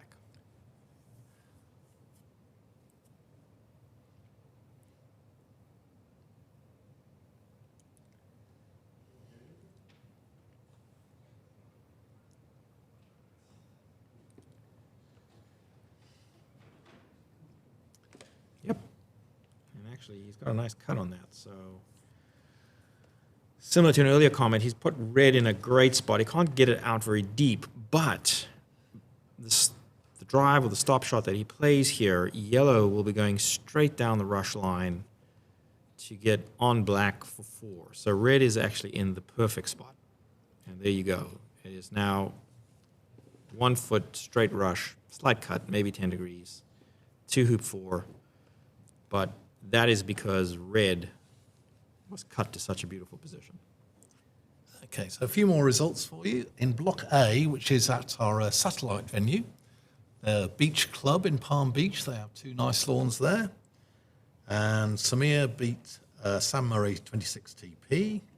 Block G, Reese McCorkindale, who got through the qualifiers, beat Hugh Pettingell of Switzerland, plus 23. Reg Bamford beat Lachlan Berryman. Reg is South African, Lachlan American, plus 20. That's Block C. No, Lachlan's not American. He's Yeah, did I say that? He's Australian. He's Australian. Yes, sorry. Block G, Jordan Waters of England beat Curtis Drake of America, we just mentioned. Block G, Jose Reaver beat Callum Hyland plus 12. And Jose is now in his second game with Duncan. Block C, Chris Percival Smith of Canada beat David Houston of Scotland plus 22. Sorry, Andrew, just to interrupt here. We got a John overrushed black backward takeoff, which you referenced earlier as being not ideal, and he's got a longish 4 here. This is tricky. He just has to get through. So you pick your shot that's your best shooting shot, and you just nail it. And he hasn't. Okay. And last couple of results. James Hopgood of England beat Dwayne McCormick. You see, I cannot distinguish the American and New Zealand flags. I do apologise. You mean Australian and New Zealand? I must keep saying American. Well, I mean, no, I'll get in trouble if I make some comment. Yeah, no. No, I'm not allowed to. They'll never let me back on air. And Kyle Maloof, here's a slight upset. Kyle Maloof of America has beaten Robert Fletcher of Australia 23 TP in Block A. Fantastic win. Fantastic so win. that's the world number 1 losing to Kyle Maloof of America. And Bit of Kyle's an father, upset. Kyle's father was David. David. He's the same age as Stephen Mulliner. They played the final Here, here a few years ago, and 2016, I think. Yeah. and Stephen beat David, but Under the floodlights. I wasn't here, but a fantastic achievement to be playing at that level Absolutely. that late in their careers. It's just fantastic. Stephen's still going, yeah. Well, I challenged Stephen last night. Bob Jackson, I'd mentioned him earlier. He managed an octuple in his 70s. And so I have thrown the gauntlet down to Stephen that we want an octuple in his 80s. And knowing Stephen, he will give that a full-blooded go. I'm trying to remember. There aren't many players who've done octuples. Is Stephen one of them? I'm not sure. First one, well, the first 2, in fact, were done by Bob Jackson of New Zealand. They've also been done by Robert Fulford, James Death, Keith Ayton. Yes, well, Keith Ayton. I mean, Death's something else. But I guess an interesting historical point here. This is for Kenster Rosenberry, and Keith Ayton can opine on this because I believe he is the source. Our term for hitting the monstrously long shot in a sextuple leave, we refer to as the tea lady. Indeed. Apparently, Keith was there. It's misnamed. It is. It occurred. I believe it was Jackson. Maybe it was. I think Prince. it was Jackson and Hogan playing doubles. Yes, and I guess Bob. Joe Hogan, first world champion. Yes, Joe Hogan, first world champion. I've actually never met him. Okay. But I believe Bob wanted to do an octuple, and so he laid up. Yeah, wired it crosswire at 5, don't you? Crossfire at 6. And, well, there's different ways of doing it, Okay. I guess. But anyway, one of the ladies they were playing against was one of the ladies who I believe prepared the tea for club day or tournament day, whatever it was. And she promptly came out and hit the long shot. Yes. And then Hogan and Jackson went for it again. Yes. And the same shot was hit again. By the other tea tea lady. lady. And so that is where the term tea lady came from, and it has been transposed into the longer shot for a standard sextuple. So a little bit of history there. Most people think... Keith Ayton tells me he was there, but it might be like the first Sex Pistols concert. There were 300 there and 5,000 claimed to have been there. It is Keith Ayton. It is Keith Ayton. Yeah. Sorry, Keith. I don't doubt you for a minute. Okay, so Thomas has picked up a break. He's off. He's now got a 4-ball break. So again, here you'd expect him to make 9 hoops. Well, we're not expecting straight up this tuple. last time. Straight up tuple. Do you think? No, I don't think so. But we expected fullback an hour ago, and we did. He's stuck in 5 from 6 inches, going for too much control. But I think the first game of any tournament, maybe especially this tournament, you're rusty, maybe. He's not rusty. He shouldn't be because he's American. But speaking of tea ladies, there is a great story regarding Curtis Drake, who's playing in this event, and Robert Fulford. And I believe it was the 05 Solomon being played out in California. Yeah. And Curtis got to fullback, and Robert, in his prime, I mean, he was something to behold back then. Still very, very good, obviously. But he hit in and laid up for a standard sextuple up in corner 3. And Curtis took the shot from 1 into corner 3, hit Robert, finished with a triple. Game 2 comes round. Curtis goes to fullback. Robert hits again. This time, he decides to make life a little harder for Curtis, and he pops the ball for 1 to hoop 2. Crosswires Curtis at hoop 1, puts a ball in corner 3, and then the other ball he puts on the east boundary east of 3, where I actually suspect that the ball in corner 3 may have been wired from Curtis's backward ball that was now for 2. So Curtis shoots at the ball on the east boundary at 3, hits it, and then suddenly realizes I'm for 2, even though partner's at 1, and I have to take off into corner 3 to either get a rush to 1 or to 2 to go around. And if you ask Curtis, he'll tell you it is the most stressful shot of his life. But he nailed it and took the bunny down, 2-0 TP, hitting 2 tea ladies back to back. Excellent. We just had a measure from Keith. I was there, cheeky. I think that's aimed at me. Well, so Keith was there. Why isn't Keith here? Well, I don't know. So I have, with my skill with spreadsheets, I have managed to make it so that whatever hoop black is for, it deems that yellow is for also. And I don't think we can run out there and persuade the players to adopt this rule. So if somebody can help me, on my screen here, I've got yellow 3, but Matt has made 3 hoops. He's for hoop 4. So I don't know how I've managed to do that.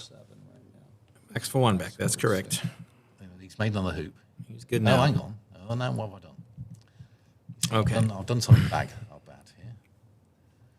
Oh, he's made 7. Oh, you've got the colors. I know. I've done something bad. I've done an automatic copying thing. Okay, so This is bad, right? For- So I want that. for I want learning that to players be out there, yellow. you'll notice that Tom has put red Well, I see I've broken it. towards the peg, and he's setting up for the diagonal. He wants red close to the peg, and he'll still move it, so it's fine where it is. Yellow is going to be cut towards blue Undo. so that he can I need to do a lot of undoing because I've. play a drive that's with yellow. not much of a And then I'll split, put sending 3 yellow to 3 back and going to Pioneer at blue. And it's very common. It's very common at this level for 2 back Pioneer to be partner. The reason for that is that immediately means that Oops. 3 back or hoop 9 Pioneer has to be an opponent ball.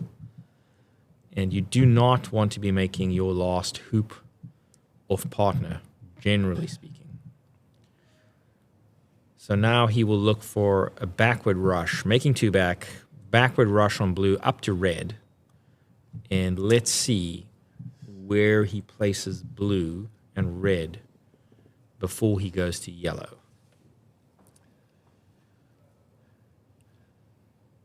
Here comes the backward rush. It's 8 for black and 3 for yellow. So ideally here, he wants blue to the east of red, in my opinion. And that's where he's put it. So I feel vindicated. And now he'll work blue to the west side, getting east position on red so that he can rush red. Oh, no, he's not. Well, you see, you must remember, Vay, yellow is for hoop 4. He's doing it the other way around. He's doing a reverse So- diagonal. Well done, Andrew. No, black is supposed to be for an 8, and yellow's supposed to be a 3. So I've broken it. what Tom is doing here is he's doing what's called a reverse diagonal. So because yellow is for hoop 4, he does not want to join up on the east boundary near 4 in case John hits the lift shot that's coming up. So yellow will go, Yeah. it'll stay at 4 because that's yellow's hoop. It's that A, isn't it? Yeah. And you can see he's working it to the east side. So he'll run the wicket here, work it to the boundary, maybe slightly off the boundary, his preference, go to red, tighten it up, and then when we get there, you'll notice where blue is. So he's leaving yellow more on the court, which is Yeah, there are preferred. There are too many players, maybe not so good players, who don't consider where the opponent's clips are, and they think, I'll just do my standard leave, be it a diagonal spread or whatever. But when you're for hoop 4, when the opponent's, is for hoop 4, you do not want to lay up near hoop 4. So he's put yellow near hoop 4, so I think this is a good leave. It is a good the leave. The other factor is that blue is for hoop 5. Yes. So that's a factor as well. Which is why yellow is where So yellow you have to is. think a bit. So, Right. So what will happen is when he leaves the rush on the boundary near 2, he'll leave the rush for blue on black towards the peg. If red is moved, he can rush black off the boundary on the east side behind yellow, and he's got enough space to get black to 6, getting the rush on yellow to 5. It's So- all about space. So this is a very good leave for the clips. Yeah.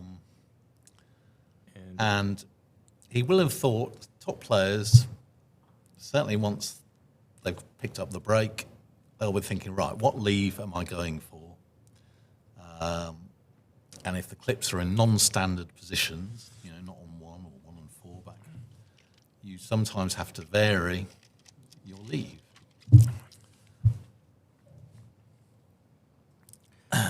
So now he's looking to roll blue and black roughly in line with the line between red and yellow. red is wonderfully placed so that it really has no swing wherever he is down there. So he can pick his spot. Looks like he's lining up for the optimal 17-yarder. So whether the shot is taken from the end of B bulk or from corner 1, the distance is about the same, which gives him maximum chance of his opponent missing.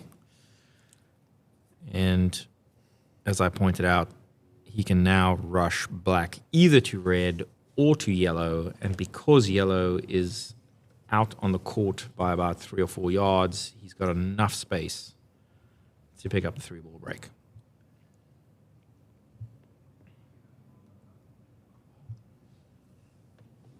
It's a slightly surprising result from Block C. Trevor Bassett, who is from Australia, has beaten Ben Rothman of America, +5. So close game there. Well, that was fascinating because I watched that game, and Trevor hit the duffer. Gentle shot at the duffer, hit it, laid up. Ben hit fourth turn, went round. Trevor missed the lift, and Ben was on the triple and inexplicably stuck in one back from nowhere. So Trevor, when I was talking to him, was facing the prospect of a 6th turn TP done and dusted. So that is a massive turnaround from what was going on 90 minutes ago.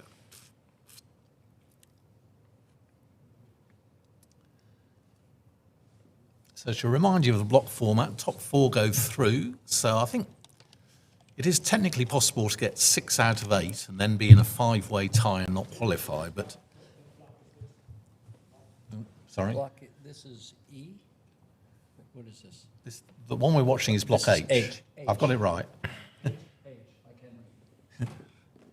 Yeah, I've got the... Oh, yeah, sorry. Oh, you've changed that. Right. Block So- H. It's correct on my screen. It's not correct on there. Sorry, we've almost got the scoreboard sorted. So This is Block H, not Block A. But So another just interesting point here is with Tom leaving red at the peg, the easier pickup for Tom on that leave is to rush black to the ball at the peg or red. So we would refer to that as a polarizing leave, where Tom is strongly encouraging John to play red, which of course is John's forward ball. He would much prefer to be playing yellow. And so Tom has succeeded in it's right there. getting John to play the forward ball and then taking on the 17-yarder down the west boundary. And it's a clean stroke. He's looking at it. That's close. That looks close. That was very close. So Missed into second corner. So this should be very interesting from here on out because it's an interesting position to try and pick up a triple peel from. And Tom is never shy to take on a challenge. So this could be very interesting. Yeah.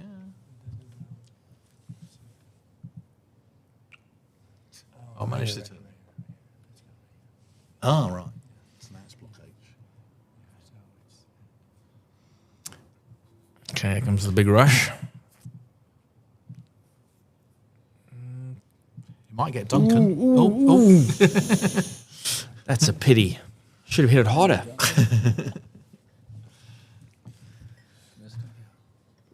So I think that black, my preference is a little out of position here. I think he would have preferred it more where brown is on the boundary.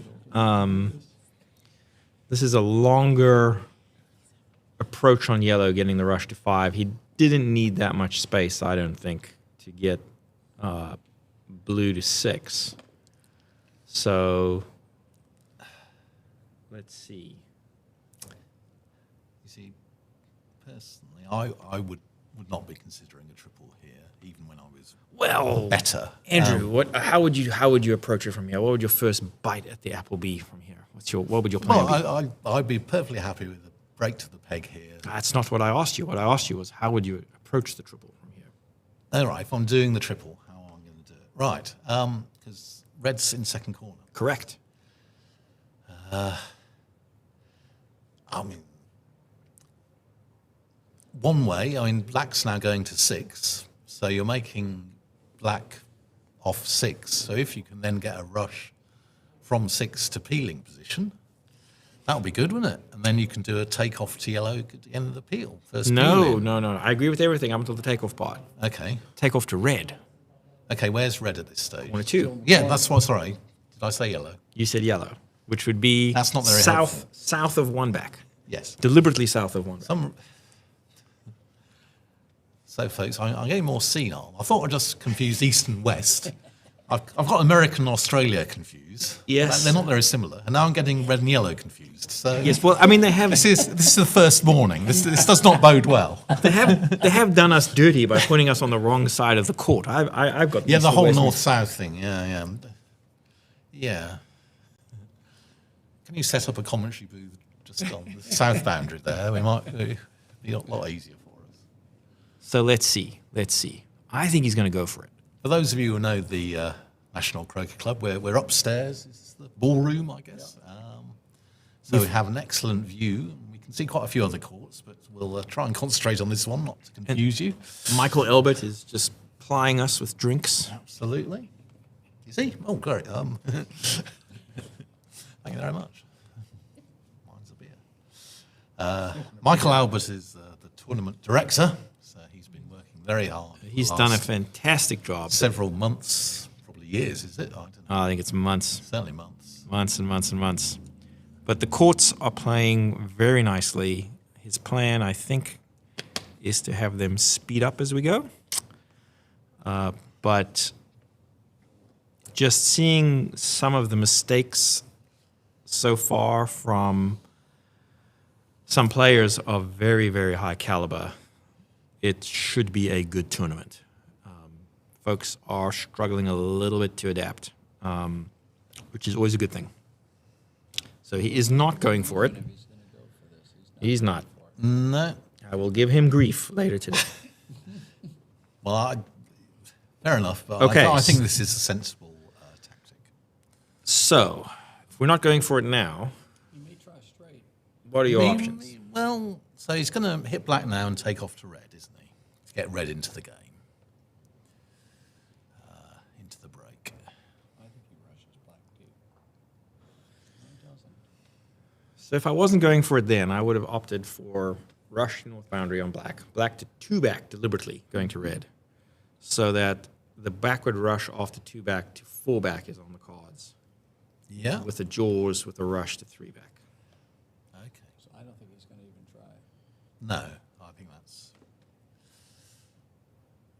sensible, frankly. He's not been He's going for himself. red. He's Ooh, going for red. that's going close. No, that's fine.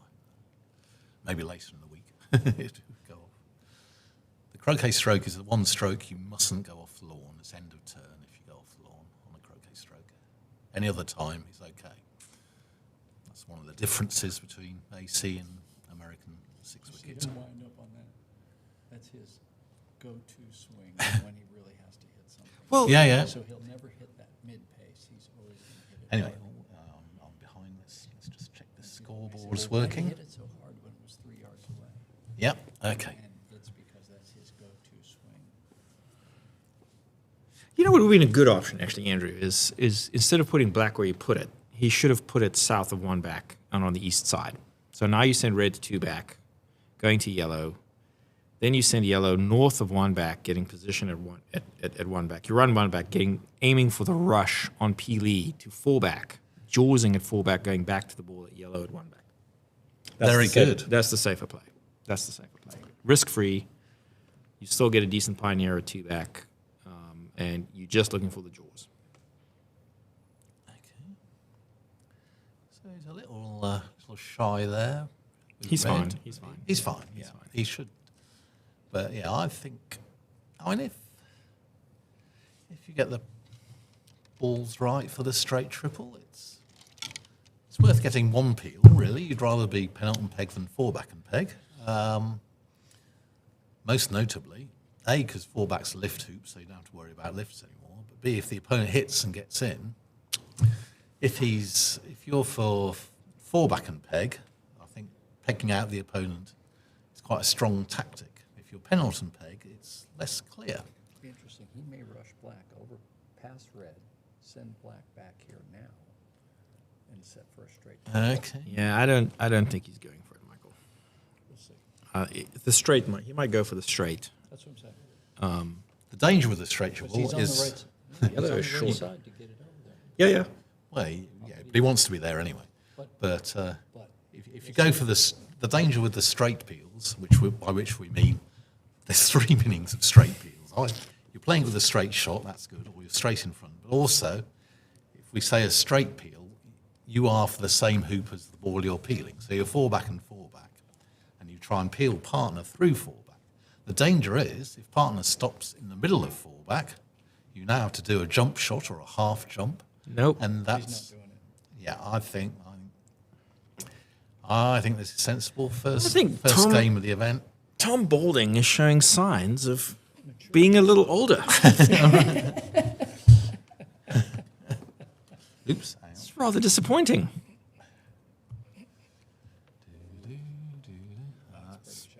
That's pretty good, isn't it? Yeah. So just right. It's Russell Dilly, isn't it? it's Russ. Hey, Russ. Okay, so I'm Andrew Gregory, and this is. Say your name. Low. So I'm- I know that. I'm very low. Okay. We're in the ballroom Upstairs. at the NCC, so we are. I think Vey's pretty much directly behind south or north of Hoop 3. Correct. On the north, North. boundary. So North. we're looking at the court out the window from the north boundary while trying to commentate from the south boundary. And Normally you commentate from the south boundary, so we are confused. I think we are spatially impaired, you and I. Yes. I'm very confused. But is going nothing back to new. your comment around peeling through fullback, back in the day I always enjoyed the very safe option of peeling we have through. a message from Rob Edlin White. He's reminding me of Pythagoras' theory, I think. 13/14/19. All right. So I think he's correcting our distance. So what we call max position for a diagonal spread, say, or certainly other leaves, you actually leave a 19-yarder rather than a 17-yarder.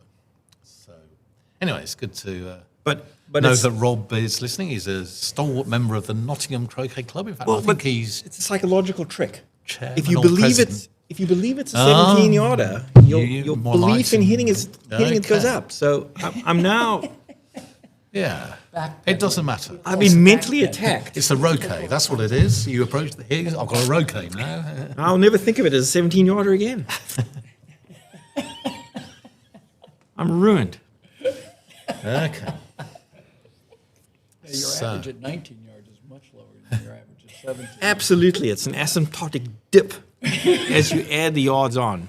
So The odds go down. The last chance for those of you still thinking Thomas might be doing a triple, if he's going to put yellow to no, he isn't. Oh, he's through. Yeah, sorry.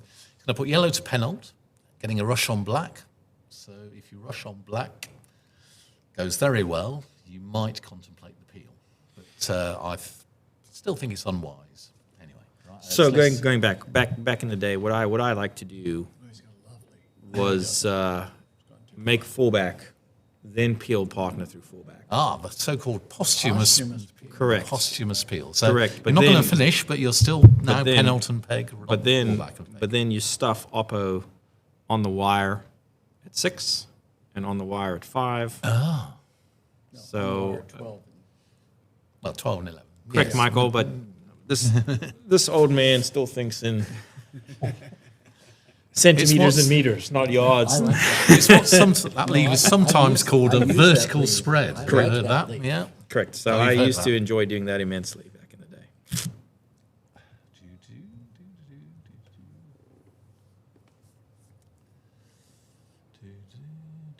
Which he may be setting up for because he's not doing the peel, but he's taken 2 balls to pen.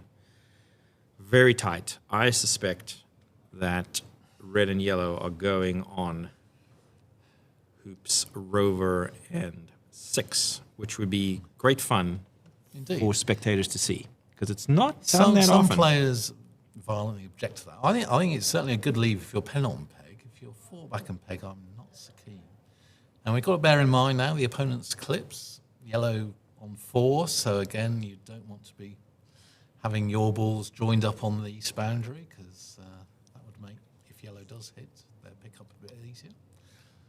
And you might want to, they called it a polarising leave earlier, I'd call it a forcing leave. You might want to force red to play, or encourage at least red to play as the forward ball. Correct. On the other hand, you may be worried, if you're worried about being pegged out, because if red does get in and he can make 3 hoops and then peg Nope. out It's a spread. the blue. It's a boring old spread. A spread, or maybe a cross peg, with both balls at the peg, but across the peg so they True. can't hit each other. We shall see. Because I think you'd prefer yellow at the peg. No, I don't know, it depends.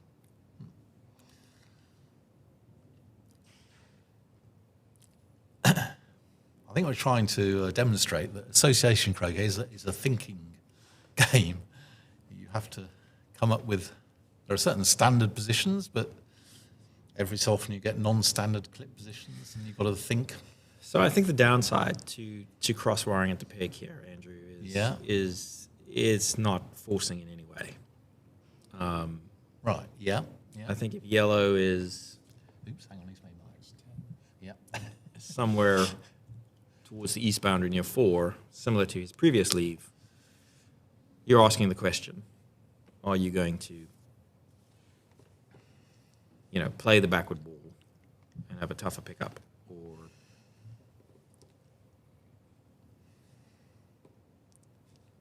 play the front ball and make it harder for me? Oof. Jose, that was That was a bit. finely done. Jose's just snicked a 3-yarder. Oh, you can't see Jose. We can see Jose. We can see him. He's not in your shot. So let's see. Tom is taking black, similar position to last time. Ideally placed to tidy up red with either a gentle stop shot or a takeoff, getting the rush on black. The real question that Andrew and I have is, where is yellow going? I think it's going to be the same leaves last time, a reverse. I think so diagonal too. Spread. I think so too. Yeah. Now, I will say this. The stronger leave here, if he's doing the spread, is red should be unrushable to 4. Very good point. Yeah. It should be on the peg so that even if John plays yellow and hits, red is useless. And Tom's in a good position to do that, so I'm curious to see what he does. Yeah. You quite often, if your opponent happens to be for hoop 2 and you're doing your first Correct. break, you can leave a diagonal Correct. spread where the ball at the peg doesn't rush to hoop 2. So it's the reverse of that. Good point. Right. So he's got the rush back, and he wants it towards black so that he can stop shot it. He's going to rush this to be down the stop shot line or the drive line, sending yellow where he wants it, getting a really nice tight position on red. Yeah, he wants to be just south. Red. Yes, correct. So the far side as we're looking. Oh, Rob Edlin White has sent me a little smiley face. So And so there we go. So yeah, that looks pretty good. now this is good where yellow is, because it's not trivial for Tom to finish from yellow there. So John is going to have to ask the question, like, do I lift red or do I lift yellow? Now, Tom really should be making sure that red cannot be rushable to 4 here. And I think It's he's on got the it. peg. I think he's got it. So if you remember from an hour or two back, black is perfectly placed for him to be able to do what he just did. And now he's got an automatic rush to the west boundary, and he'll bash it off. Center ball every time. He's not hitting as hard as he normally does, Michael. I don't know if you can hear Michael in the background, but we've got some backseat driving taking place. But Tom, Michael, you missed it, but Tom failed 4 trying to run it softly to get for some reason a controlled rush when he could have just bashed it to the boundary and had the rush anyway. Didn't quite understand. It's not his normal play. You don't see him babying hoops very often. That's what I'm saying. I was He's surprised. so confident at 7-8 yards. I was surprised that he was trying to run it with control. He instead of just drilling it. So, but this is a very, very tight leave. Very nice leave. Good turn, good leave. Yeah. That was the sensible thing to do. We can fantasize about peeling finishes, but I think with this leave, it forces John to play red. yeah, certainly encouraged. It encourages. Nothing is ever forced. It strongly encourages.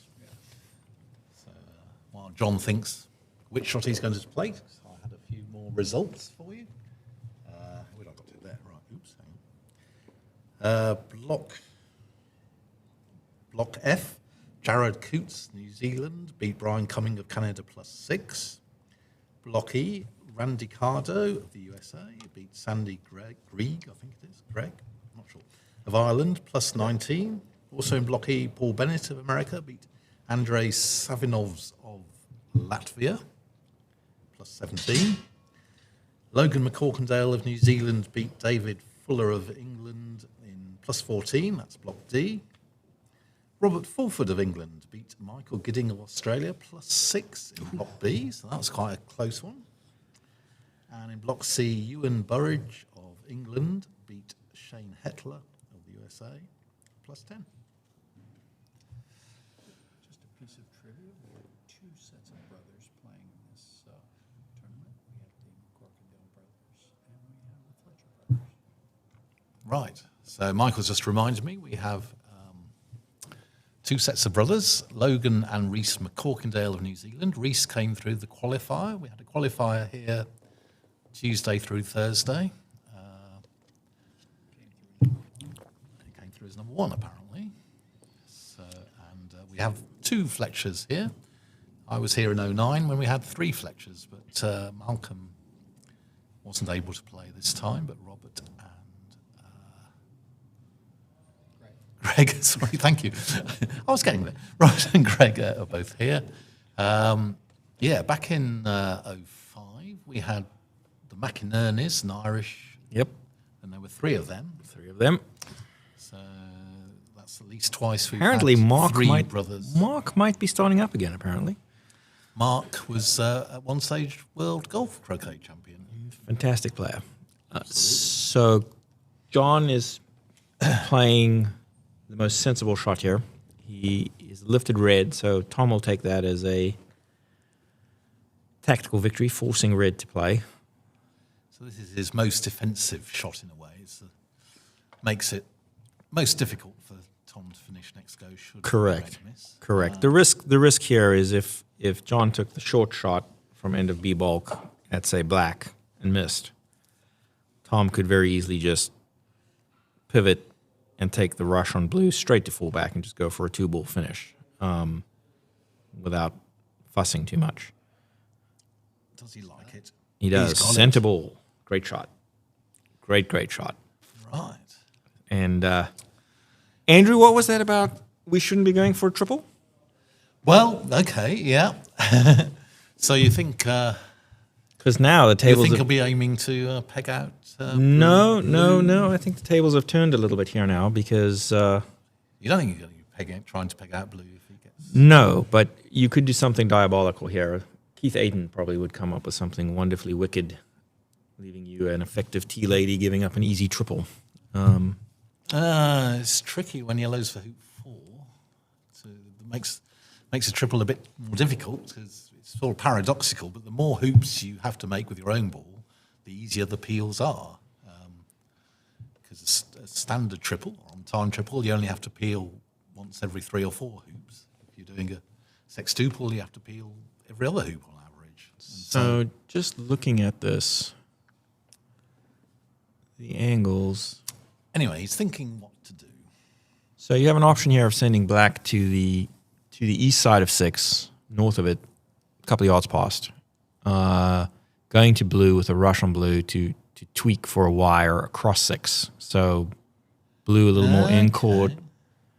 So you're not trying to make any hoops here, is what you're saying? Not necessarily, no. I mean, if you can get a tight leave and pick up the break with yellow, the triple's on. Okay.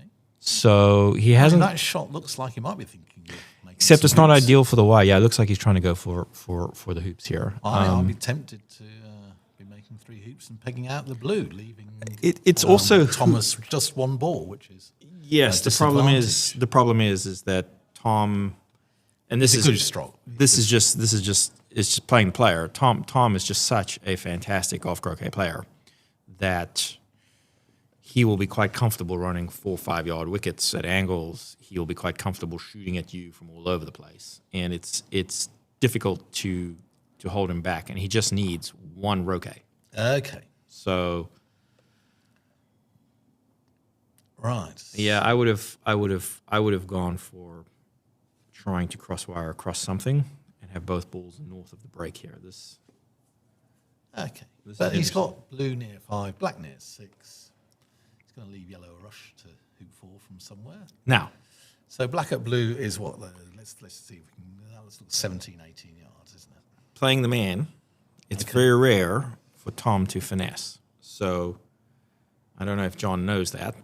By which we mean decline to shoot and Decline go, to shoot and hide. go in or near a corner.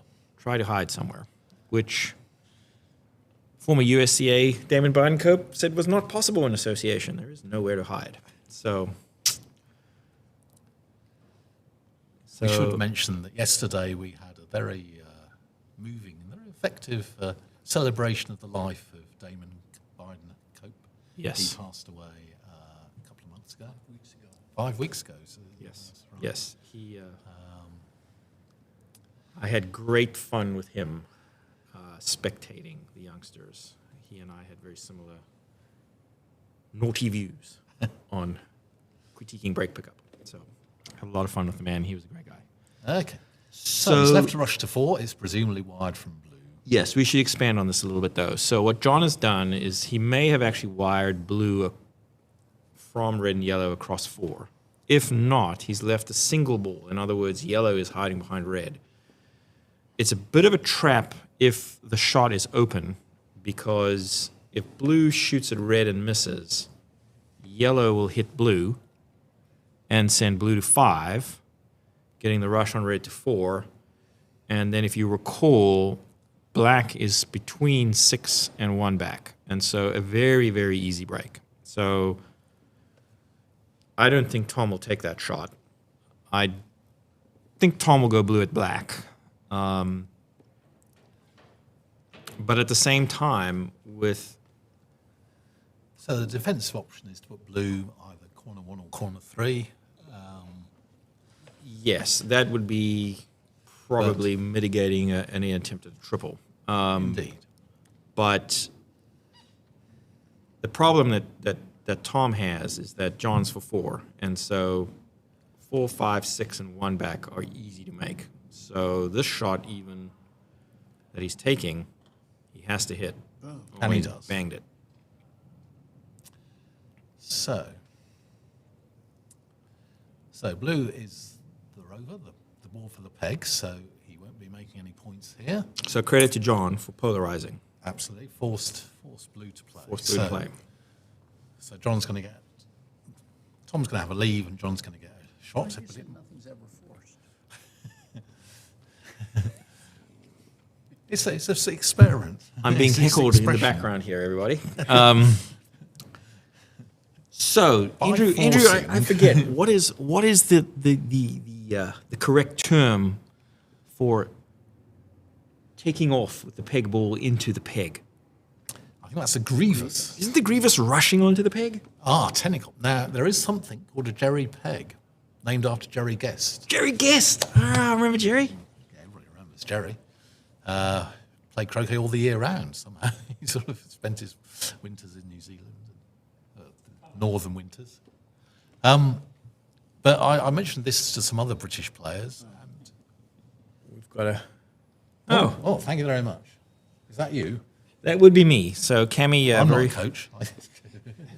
Cammy is mostly a GC player who decided to take up AC and enter the qualifiers for the Worlds. And so she asked for a little bit of coaching. And so Curtis and I went down to Sarasota, and Cammy and Tate kindly put us up. And Curtis got to practice at Sarasota, and I did some coaching with Cammy. And I was very, very happy to see that Cammy, I believe, got 2 wins in the qualifier after only playing AC for about 2 months. So Oh, very good. Blimey. that's always a good thing. I don't think I'd reach the peg after. It took me about 6 months to work out what the peg was for, right? What do you need? Oh, okay. Oh, so We're this panning is cross just court, the and other there's Oh, yeah. court. See what's going on over there? So we have 12 courts here at the National Croquet Centre, and you can see quite a lot of them from there. Tom's played his takeoff. Most of them from this vantage point. So the takeoff from Tom is down to yellow. It's good. So you missed the pegs. Yeah, it was nowhere near the peg. I was just curious. Yeah. Sometimes you forget. So Tom actually has a great opportunity here to, and it could be a little risky, but it's kind of entertaining, where he could crosswire John cross 4 and go back to mother or partner back in corner that 3. does leave a very long shot. Corner 2. Yes, the upside is it's a very, very long shot. The downside is He'll play with yellow. He'll play with yellow. If he hits, he's got a pioneer at 4. So let's see what he has in mind. So another option here is thickish takeoff yellow south of 4, rush on red up to 4 back, and then potentially wire red from your 2 balls in corner 2, forcing red to play again, or strongly encouraging, as I've been corrected. Well, No, it looks like he's going for the wire. I don't know. I'm not sure that I'm a good one on this. No, he might be just rushing red off the west boundary somewhere. Do we think? Well, you want to do something useful. Yeah, maybe not off the boundary. Okay. Like, that's still a short shot.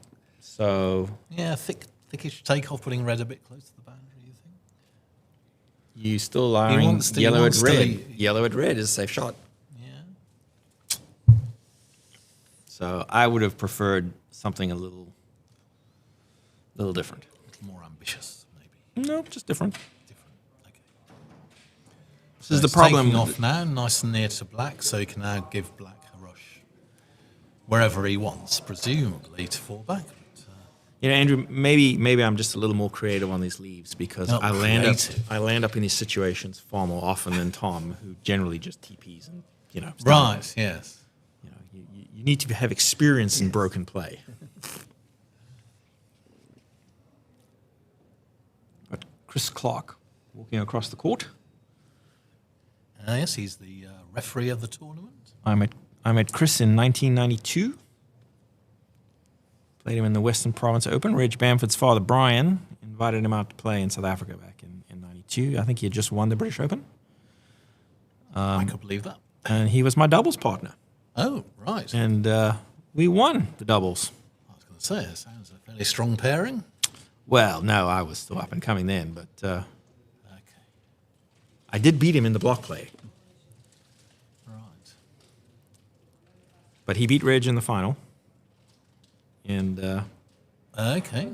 in my opinion, 2 of the greatest exponents of the croquet stroke that I've seen. Aspinall, obviously, absolutely phenomenal. Yeah, Mr. Fulford, not too shabby. The bunny is the rush king. Indeed. In fact, today I saw Robert do a full roll, and I believe it is probably only the 3rd or 4th full roll I have ever seen Fulford do in my life. He certainly was not a believer in the roll shot 20 years ago. Never needed it. We're on the, this is the 19th World Championship. 8 players have won it. Only 3 players have won it more than once. Chris Clark, who's unable to play because he has back issues. Has won it twice. Reg Bamford, who's playing, has won it 5 times. And Robert Fulford just snuck ahead of him by winning the last World Championship 2 years ago. So Robert has 6. So... Okay, so John is taking the shot with yellow. He's taking the longer shot, which You know the first name on is very... First name is Joe Hogan. It is indeed. Yes, I think we've Joe mentioned Hogan. this And then John before. Walters. Not John well known. Walters John was Walters. the third name. I think Robert won the second. Second. and I've got it on my crib sheet somewhere.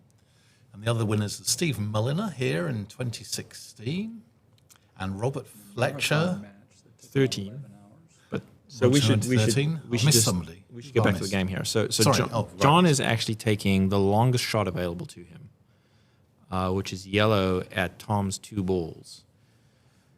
But maybe it's some sort of target, double target. I think. doubt it. I think the thinking here probably is that Tom will have to approach fullback off partner. Red is near A bulk.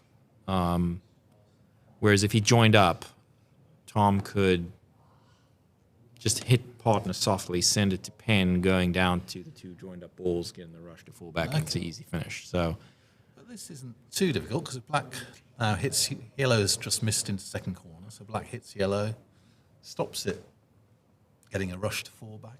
yes, I'm not saying that. Oh, he hit, did He hit. That's fantastic. That's Sorry, fantastic. I thought it drifted by, but I was Well, I saw mistaken. Tom walking off, so that's a fantastic shot. That's a game changer. Tom would have been the favourite to finish there. Well, But so Tom was justified not to crosswire it for. yes, if red was now to Brilliant shot. You Sorry. couldn't see it, but he just nicked black. Okay. I thought I'd have you. Okay, rush to red. Right, so yellow's for hoop 4. Okay, red's gone a little deep. Yeah, you didn't want to hit it quite that hard. Not 100% ideal, but it's still workable.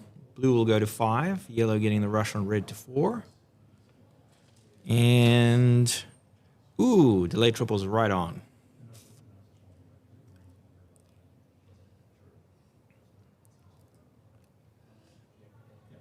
Okay, we're watching. Okay, here we go. Does he get the No. rush to 4? Is the rush good to 4? That looks pretty good. Now I'll have to wait a bit because Jose Riva is actually laying a new standard leave. And this normally double banking is fine. This is what you hate. If he gets a good rush to hoop 4 here, he's away. But he's going to have to wait for a couple of minutes. Nah, this is a half standard. It's a half NSL, this. Okay. Sorry. I'm not familiar with this terminology. No. They've changed the lexicon. So this is what you guys call NSL nowadays. But Oh, right. There's so when we played in the 03 MAC, David Morm, you can see the block H table there. So that's in ranking order. So James Deeth is the best ranked. you need to face the mic. So I do. Sorry. Still getting the hang of this. So James Deeth is the top ranked player in block H, and Thomas is second ranked. So he'd be favourite to win this. You can see John is number 6 in the block. So he'll be hoping to qualify, but So what's interesting to me about the Morm standard leave, and if Alison's still on, it'd be interesting to get her insight. But back in 03 during the MAC, David Morm, who after which the Morm standard leave is named, a fantastic shot. He actually used to do it transposed, where he had the ball up on 2, the wire at 2, yeah. and he would be out on the west boundary. Okay, yeah. He did the other way around. Yeah. Yeah, that's perfectly playable. So in my mind, I would have thought that would have been the Morm standard leave, but it's not. Okay. So we need another letter. So we've got MSLs, NSLs, and OSLs. So we need to come up with an LSL. What we really need is a whole QSL. new. We need a whole new opening. Well, sorry, a whole new leave. Well, I think Robert Fulford's the man to go for new leaves. He keeps coming up with new leaves. So this has actually been a very frustrating break, I think, for John. Break and play. Yeah. He's done very well to get to where he is. He's got a good but tricky rush to 4, and he's had to wait. Because green's in a critical position. We can't see exactly where it is, but does it rush to hoop 1 is the main question. And so for John, it's a very frustrating situation where you're sitting out now for, I don't know, 5-10 minutes waiting to play the one critical shot to lock down the break. Yeah, this is It's this very is the frustrating. worst aspect of double bank. Correct. This is very frustrating. So if he nails this rush, it would be a very, very good shot considering all of that.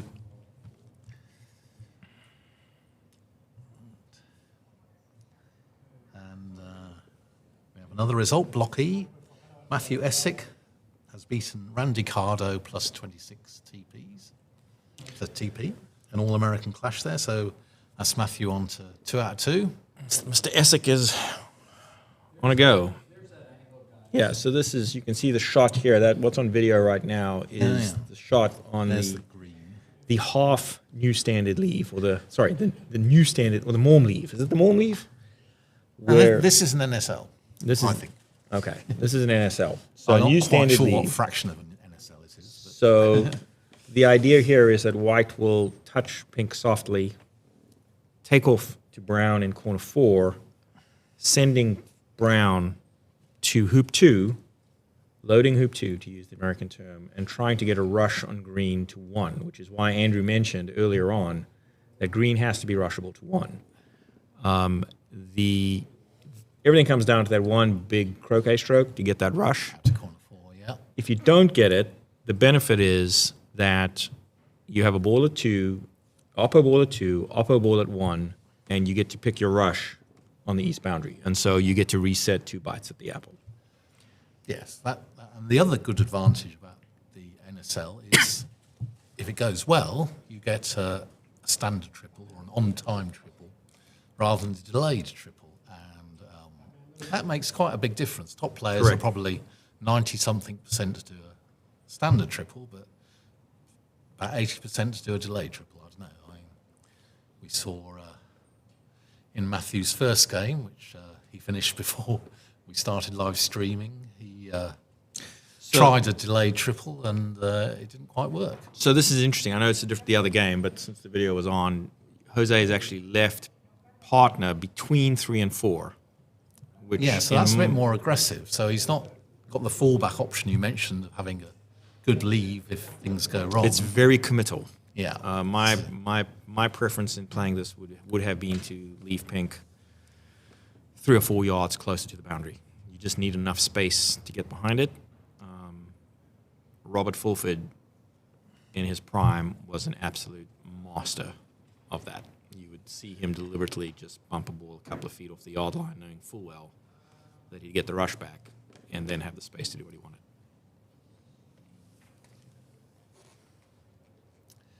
Okay, so we're now seeing there's Duncan, the opponent, on your screen. Duncan Reeve of Scotland. He lives near Budley Salterton, which It'd be is nice to actually get the the south coast of England. So It's nice not to very actually near have the Scotland. video on Jose's shot. He's done quite well. That's very good. Pretty good. It's very good. Very good. Yeah, it's Very only good. 9, maybe 10.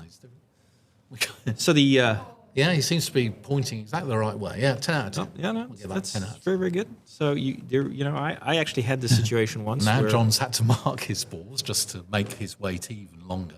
the- Because his balls were by hoop 1, where Jose's about to rush to. Yep, that looks good. So this is your nightmare as a double bank. So you probably put the ball, yellow Yep, and red nice back the waiting wrong more. way around, and you play the wrong ball or something. That's easily done here. John is still waiting and still waiting. Yeah. But that's a very good rush by Jose. The croquet stroke to get the rush was Yeah, the was croquet stroke, immaculate. yes. It was 10 out of immaculate. 10. Absolutely. You notice John's holding the balls in left hand and right hand. Yeah, make sure you get it the right way around. Because that would And be Jose's end of- come up If a he puts it little the wrong short. way round, it's end of, plays a stroke, it's end of turn, unfortunately. The wrong ball law is very harsh, really. Most mistakes are relatively forgivable, but if you play the wrong ball, that's your turn. And so That's he's surprising. done everything. Anyway, so at last, let's see. He's putting the balls back correctly. Good. And this is his key shot, which he's had to wait, 5-10 minutes for. So this is where, So take your time now, yep, get your mind right. Yeah. He's a very deliberate player. Yeah, don't think I've met I've not met Mr. him. Versii before. That's a little short. As we saw, he's 6th ranked in the blocks, so his ambition would do. be to get out of the block, get into the main event. That'll do. So, an option here for him is... Oh, right, yes. Option here, okay, he's not doing it, but an option here is to work red closer to the wicket, get in position, run it, get the backward rush to fullback, and rush red somewhere into a peeling position at fullback with a thickish takeoff pass roll to black, and you could get the triple going pretty quickly. If the rush doesn't work out, it's fine. You just take off to black, and you get the rush towards 6, and you carry on. So he's From where he is, maybe he could rush red second corner and get things going from there. yeah, it's just lost a little bit of time.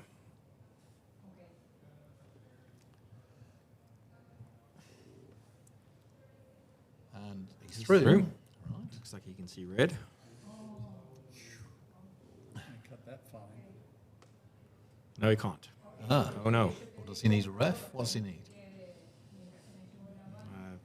His body language indicate he can't do it. He was very convinced his earlier hammer Yeah. shot. Right, this one he does not And look happy. blue and red are Here's the pretty shot. close together. Oh, yeah. They just had it zoomed in. It's just barely through. Right. Okay. See? So there's nothing you can do here. I think you just knock it off the south boundary, do you? No, he's getting a ref.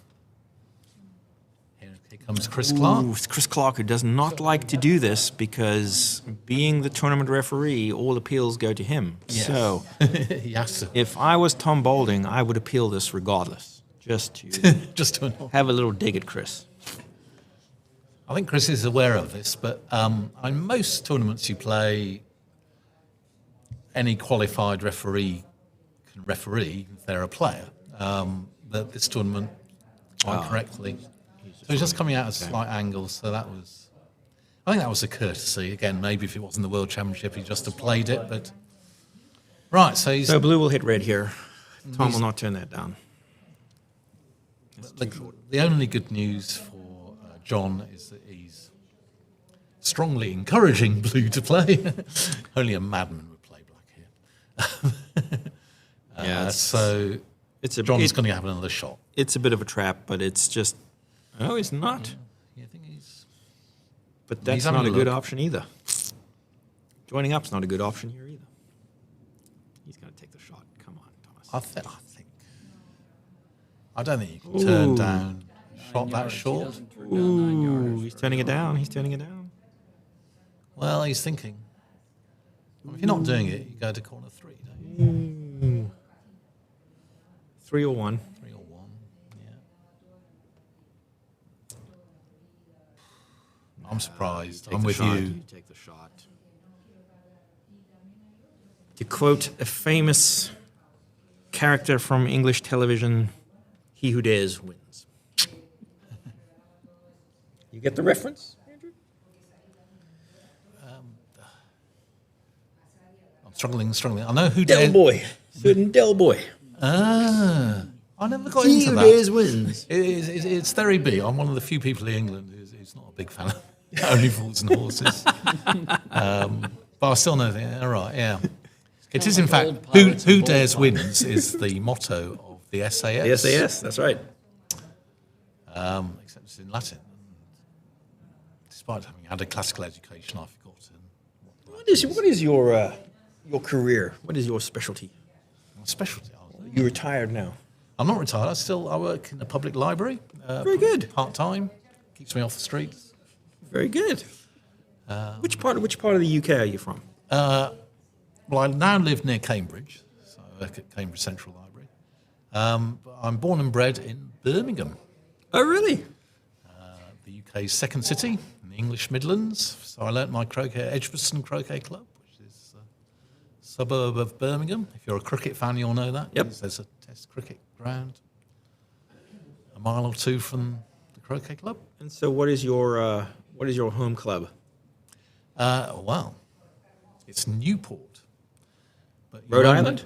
Indeed.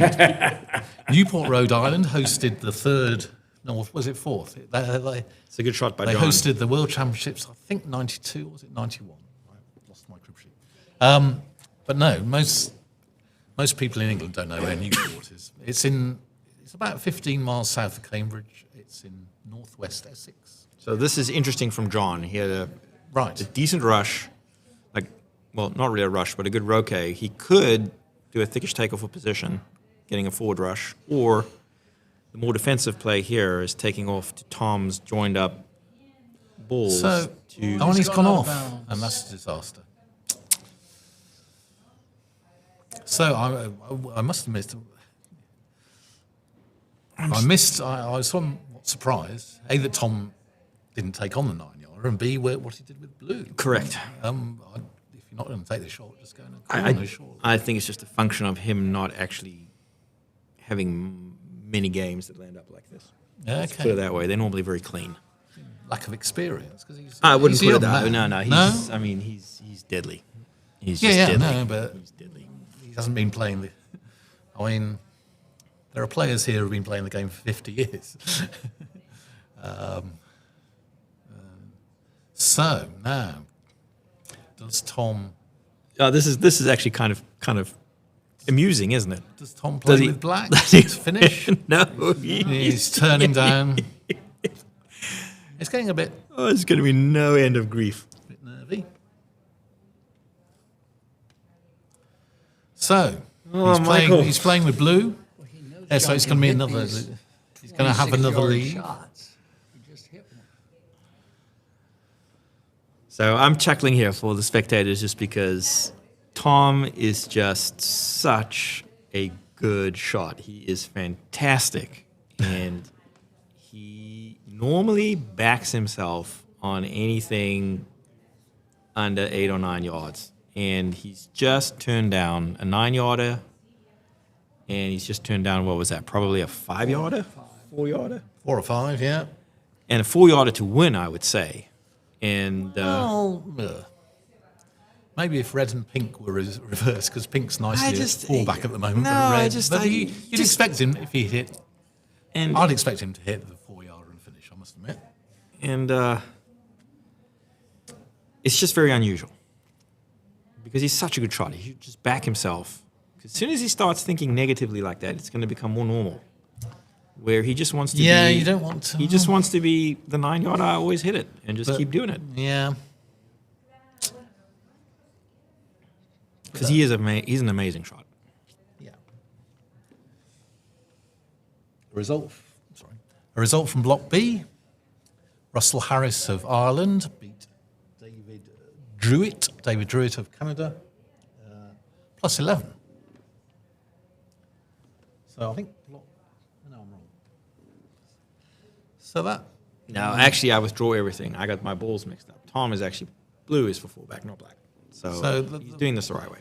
the games that started, I think the start of play was 8:45 roughly. Blue is for peg. Blue for peg? Black's for four-back. So the games have been going over 3 hours. Some games now without finishing, I think. You're right. You're right. So yeah, he should have played the other one. Comment. We have a Started comment. Watching. Who are the commentators? Jane Bahariel from Canada. Okay, I'm Andrew Gregory from England. James, good to hear. Good to hear from you. Andrew is the erudite one. This is Vay. So we This met. is the one that plays croquet. Can play croquet. We met at Sarasota a year or two back. So Yes, I know Jane's name, but I don't think I've ever met her. Toronto Croquet Club. Oh, Toronto. Okay, so Jose's- she'll be supporting Jose's Alan given him Giraud, maybe. And, He's her coach. right. Well, definitely then. Oh, good hoop, Jose. That wasn't. I don't- That was non-trivial. Hang on, I'm confused. I've won which group Alan's in. I don't remember reading out his results. So, hang on. Doo-ba-doo-doo.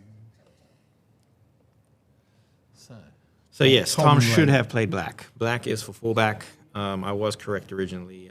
I do not understand why he turned down the 4-yarder.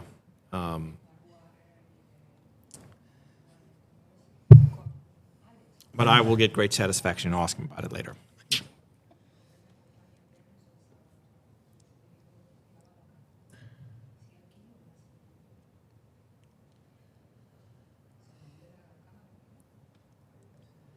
So Tom is just waiting on Jose, who's playing a takeoff after having just made a slightly tricky 3.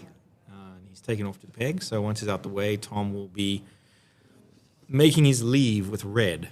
And so once again, he is attempting to force John to play red. So he's leaving red at black's hoop or wicket while going back to partner. And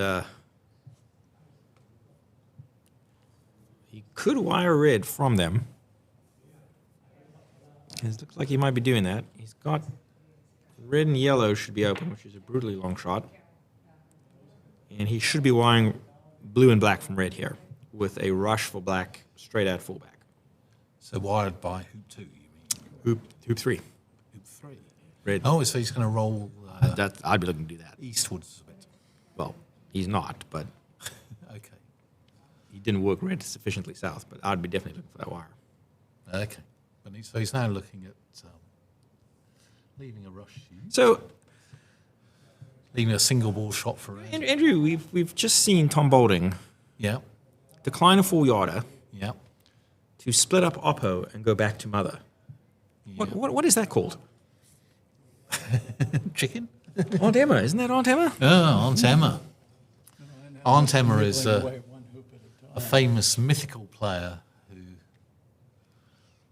would take off to the opponent, separate them, join back up, and repeat ad nauseam. Exactly. So the real question is here, like whatever John does. Tom won't do that, but I guess I have to be very careful what I'm saying. Yeah. Or should just never play the game again. There is a player, Because payback is a- could be hell. an English player, I won't name him, but he was known back in the day as the A-class Aunt Emma. And he once won a game at the Opens, plus 22 on time. Who was that? I think I know this. Okay, I'm not going to mention his name. It's not fair. Well, you were quite happy mentioning Reg earlier. I saw Reg blob two or 3 hoops. You do it again. I say what I see. Can't pretend it doesn't happen.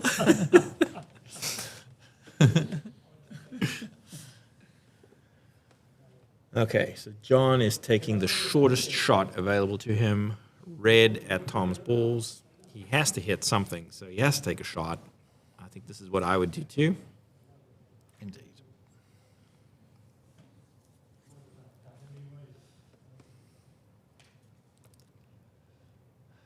He does look quite a bit like John Prince, doesn't he?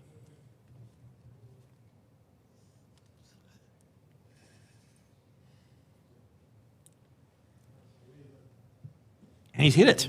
He's hit it. Fantastic shot. Excellent. This game I go back to my wire, Andrew. refuses to end.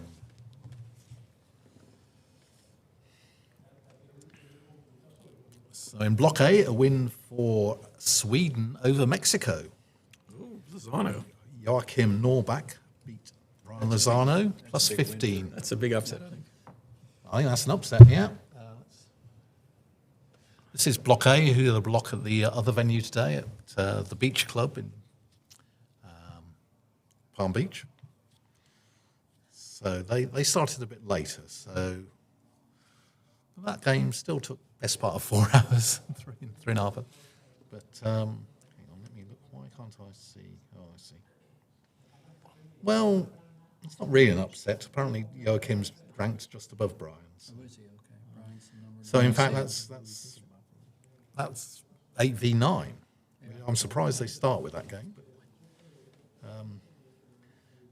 when there's Alan Giraud, so we haven't had a result from Alan yet. Maybe he's had the bye. Hang on. I am good. No, there's definitely one game in Block A that should have started about 9 a.m. Hasn't been reported yet. Obviously, we're relying on the assistant managers reporting results on croquetscores.com. Anyway, right, let's just rushed black near yellow. So red's for 4 back and yellow's for 5. So we're thinking, don't think he'll be trying to make any hoops here. Just set up a lead.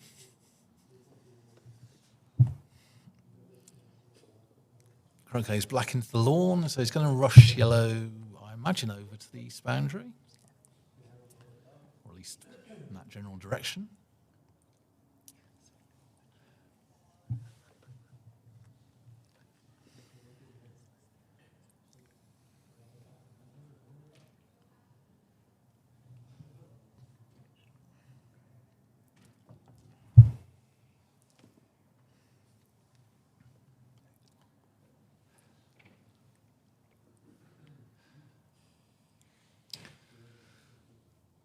So John has set up a standard trap here.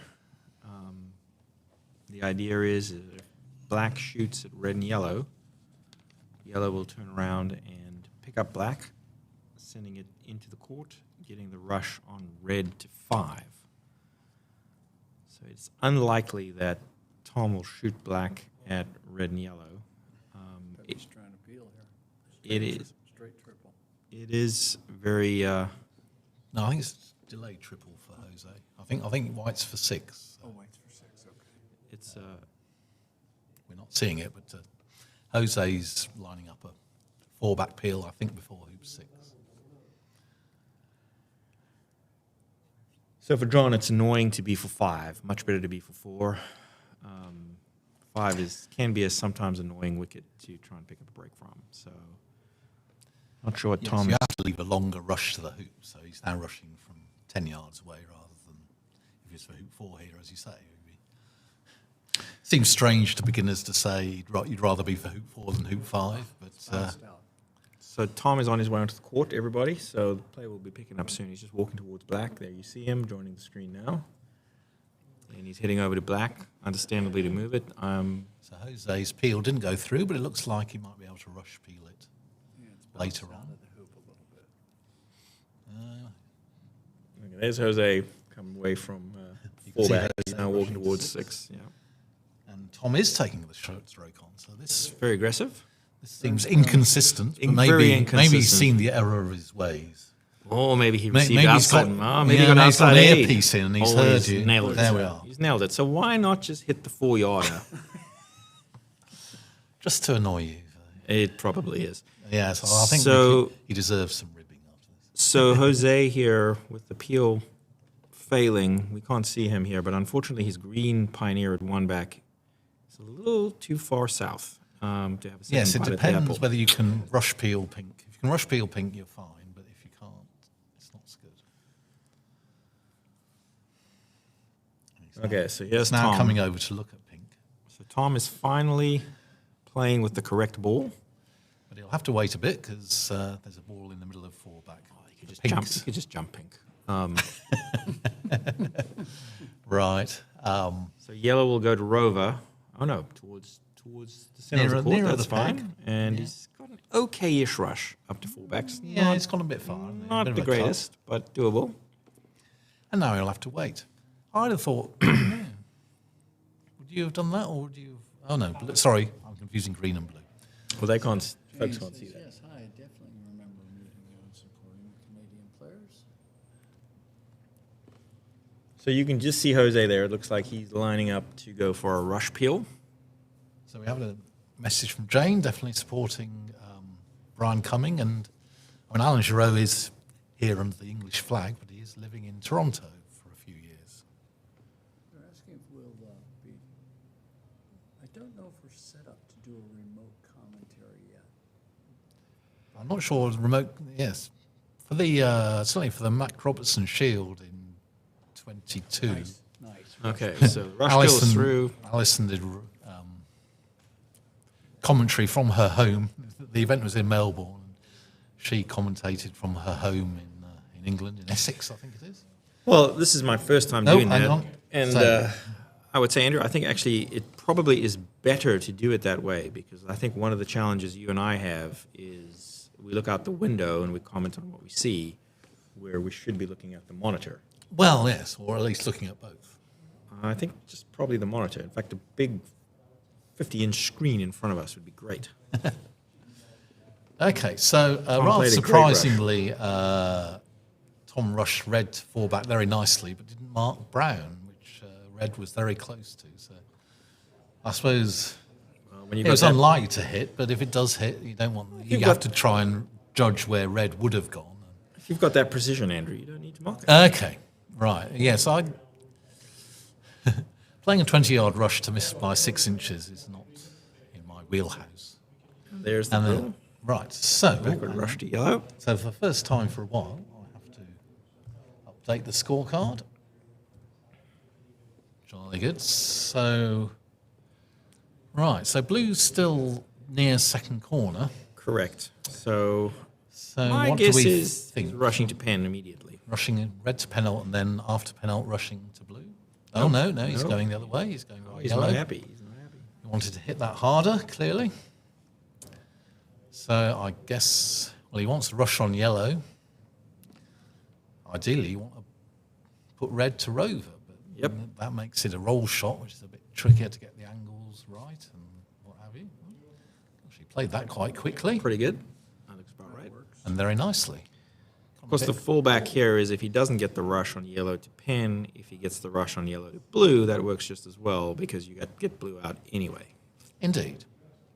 But he'll be taking this to penalt and then presumably rushing. It's pretty He's good. going to have to go get blue after this. Yes. It is, yes. Well, yes, ideally.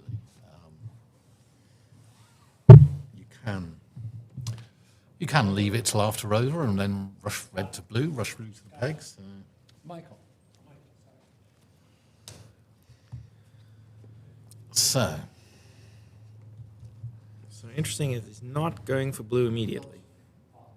He is just getting to the peg first and then picking up blue You after. never changed yellow. Yellow's for 5. yes, so it scored 4.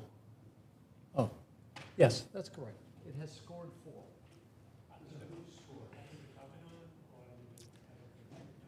So here Tom is taking on the 4-yarder.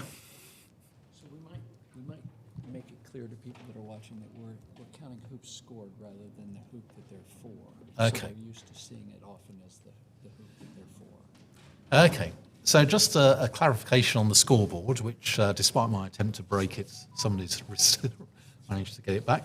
We're showing hoops scored. So, for instance, yellow is for hoop 5. So that means it has scored 4 hoops. It's not the fact that the clip's on hoop 4. The clip is on hoop 5. So you could do it one way, you could do the other. It's ambiguous either way. But we're going for hoops scored. And so most of the time this week you'll be seeing the first break go to 4 back. So red is clip was on 4 back. It has scored 9 of the 12 hoops.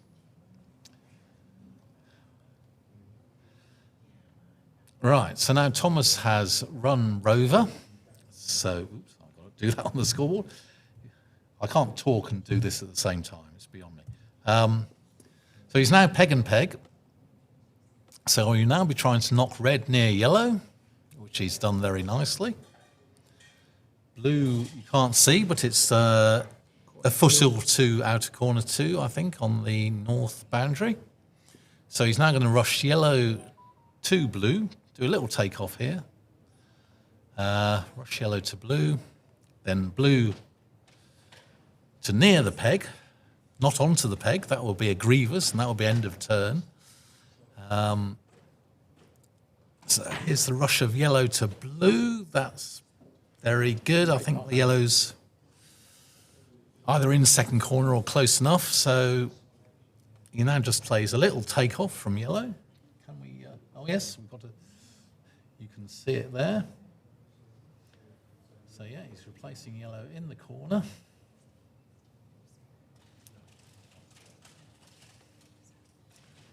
So now this is what we call a takeoff. Yellow doesn't have to go very far. It doesn't even have to move. It has to shake.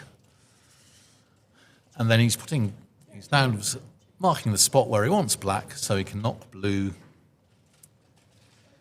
ideally to within a couple of yards of the peg, and then peg both balls out. So here we go. Let's see. That looks pretty good. Ah. You might have been a bit scared at the start of that. Oh dear, because it's not good if it hits the peg, because blue is immediately removed from the lawn and you have no ball from which to take croquet. So it's end of turn. But so this is a trivial finish, and Thomas Spalding will be beating John Versey plus Your score's 13. right there, Andrew. Plus 13. Yeah, I'm just doing it. So I'd say plus 13. Australians might say 26-13, but it works both ways. Well, Andrew, do you want me to put a little Excel formula that adds the hoop scored for you? So you Yes, little formula. Yeah, press a button, tell me what the margin is. Well, I think John will be disappointed. I He read had- maths, I can't add up. I think John will be disappointed. He He had a few errors there, didn't he? He had a few good hit-ins. But he had a couple of really good opportunities. Tom, It was that, his last croquet stroke was taking off the lawn, wasn't it? Next to... yes, but earlier in the game, he Early in the game, he he had- had a few goes at hoop one, didn't he? yes, You and want to just switch and watch Jose yes, on this? Right. Okay, so we're have a switching look. apparently to Jose, who is for 3 back with white, and pink, I believe, is for pen. it looks like it, doesn't he? He's picked the clip up. Yeah, we saw him rush peel it, didn't Yes, we? he's peeled it. So he might be in against And, position, well, it except doesn't- he hasn't. 'cause It's he's a moot blocked. point. He's blobbed 3 back. He would have been hoping to peel pink through penalt before 4 back and then make penalt before 4 back and then make brown off 4 We've taken back. the score off the screen. So you have. So am I going to put Jose and stuff? And you got to put the colors. You have to correct the colors and the score. So this is going to be a real technical challenge for you, Andrew. I think can we do second colours? Don't worry about it. We'll just talk about it. Okay. Okay, so So let's have a look. So Who's Jose Jose playing? is 3 back and penalt. He's playing Duncan Reeve from Scotland, from Scotland, allegedly. Salterton. Budley Salterton. They moved. Yeah, Buckley so here to comes the Duncan southernmost in part his of Scottish blue. Scottish blue top. Do they So I have think the green clip is on 4 back by the look of it. I think Yes. the brown clip is on 1. So, So it's 1 and 4 back now. in theory, one would Now, argue because Jose ran 1 back in his last turn, Duncan can now take a lift, so he can lift either ball to either bulk. He doesn't have to. He can play them as his lies, but Play brown on pink. I Play would, brown on yes. pink. Maybe And- from B bulk. in Then rushed up there. He wants to play with brown because brown's his hoop 1 ball. oh, he's measuring the distances here. He's pacing it out. It's 6 yards. So, question, Andrew. I haven't managed to catch up with Duncan yet, but that official Scottish blue shirt, do they have the thistle on there? I'm not sure. He's got Something on it. something on his front there. Looks like Thistle- they've got the thistle flag. is What's the it? Is it flower St. of Andrew? Scotland. Looks like they got the St. Andrew Cross of flag. St on it. Andrews. St Andrews, the patron saint of Scotland. Yeah. So I would argue that actually Duncan has a slight edge here. Hit pink. Well, you'd rather be in Duncan's shoes Yes, here than yes. Jose's, even Yes. though Jose is winning Yes. by 19 hoops to 7 or something. Yes, I would be looking to 18. Oh, I don't know. hit pink, and I would actually peel or pop white through 3 back, putting it on 4 back, Yes. so that it's much harder for Jose to finish the straight double. But he's missed. no. He's missed the 6-yarder. Right. Oh no, Duncan. So that was a shame. Yeah, you're quite right. And I think you peel white. You would have peeled white through 3 back. A, for the reason you said, but B, to knock it near a green, so you then Exactly. rush green to 1. Exactly. No, we didn't do anything. And we've just Can we do second colours on this? Okay. Right. So right. I now have to find. So Andrew is assiduously working on trying to find the formatting for second colors I've for the forgotten score. do we know which block these people are in? I've forgotten. They're still. So Jose is coming out. He's going to be making 3 back here. getting the forward rush on green. Right. Let's come through. Now let's see if he rushes to fullback or does he rush north boundary and get behind pink. Are there visions of a 3-ball straight double coming up?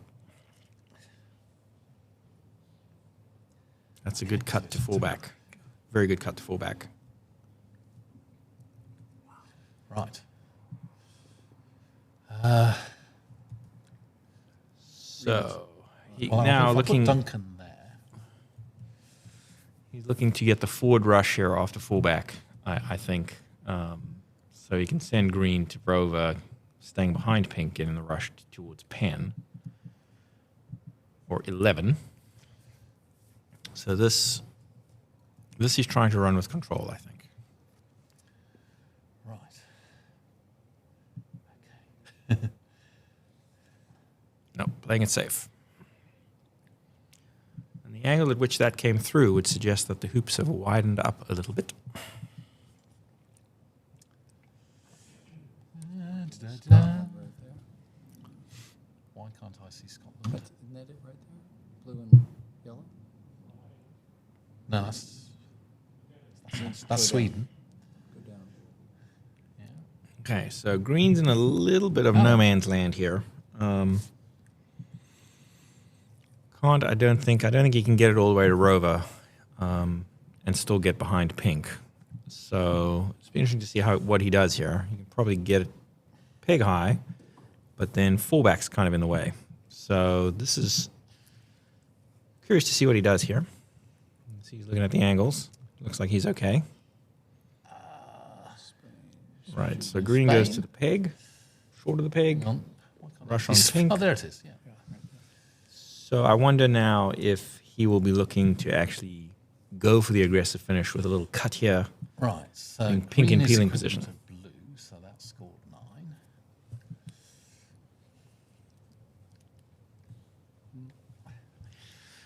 Right. So pink has scored. Oh, 10, it looks like he's going for the straight peel here. This is very entertaining stuff. and white is for 10. Nope, he's not. He is Okay. playing it Put safe. the scorecard up. I'm not going to do colours. Colours would take too long. Common sense prevails here from Jose, not going for the straight double finish. Now he'll be looking to make Rover Okay, so we've got and the he's second colour hit green.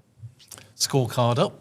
So We're using primaries, but we're using primary colours because it would take me quite a long time, and I've already broken this once. So, so it's green and brown. Oh, hang on, I've got it the wrong way around. No, I haven't. No. Green and brown. Duncan's green and brown. So green is equivalent to blue, brown and black. So he's 1 and 4 back.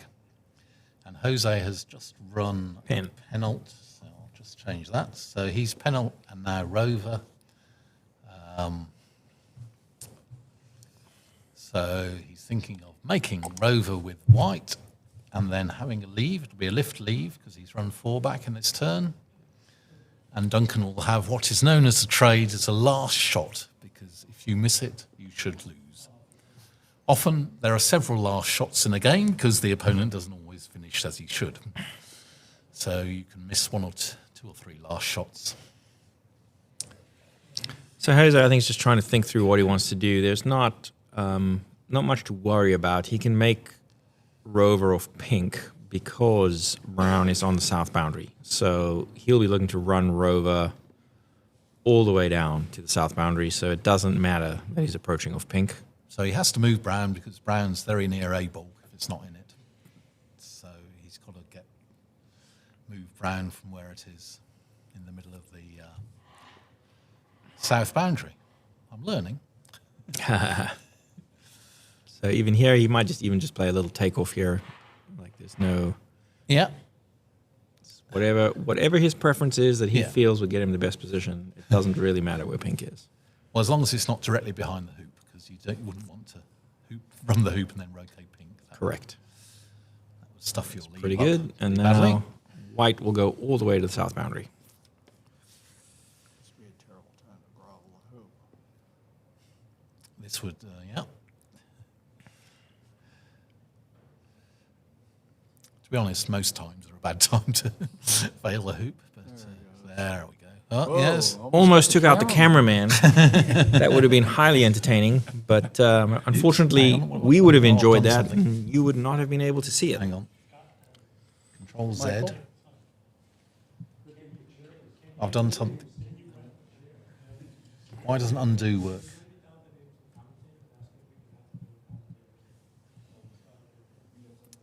Okay, I've broken the scorecard again. I don't know what I did. Do apologise.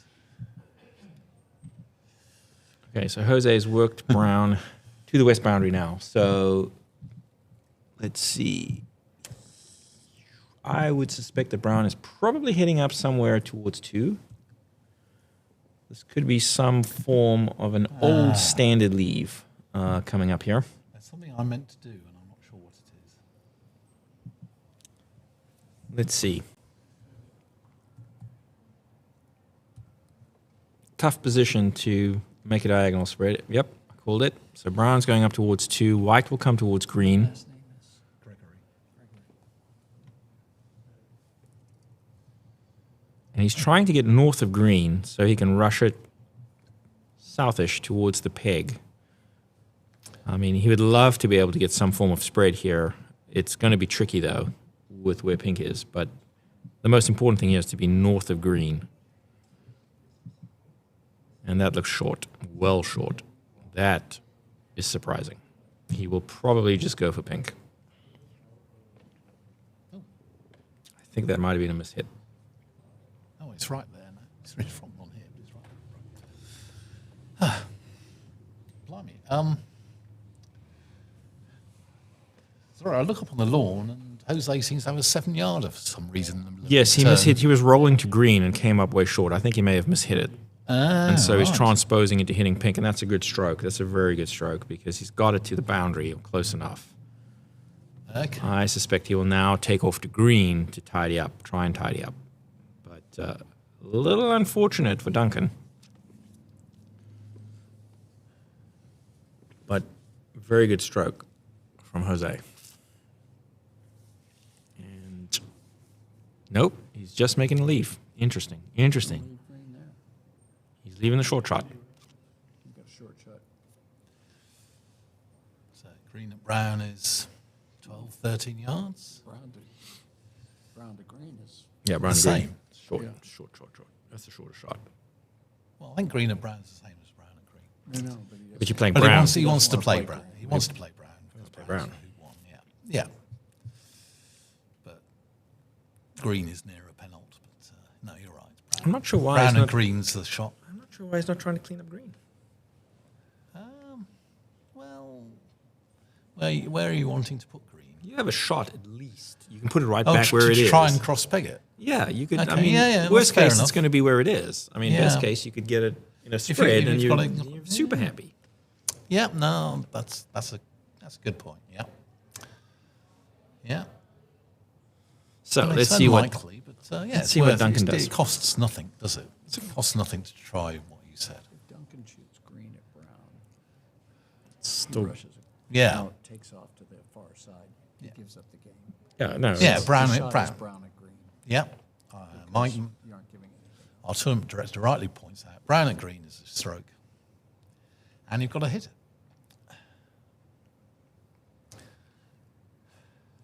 So Duncan marches onto the lawn and he's Nope. not doing what we said.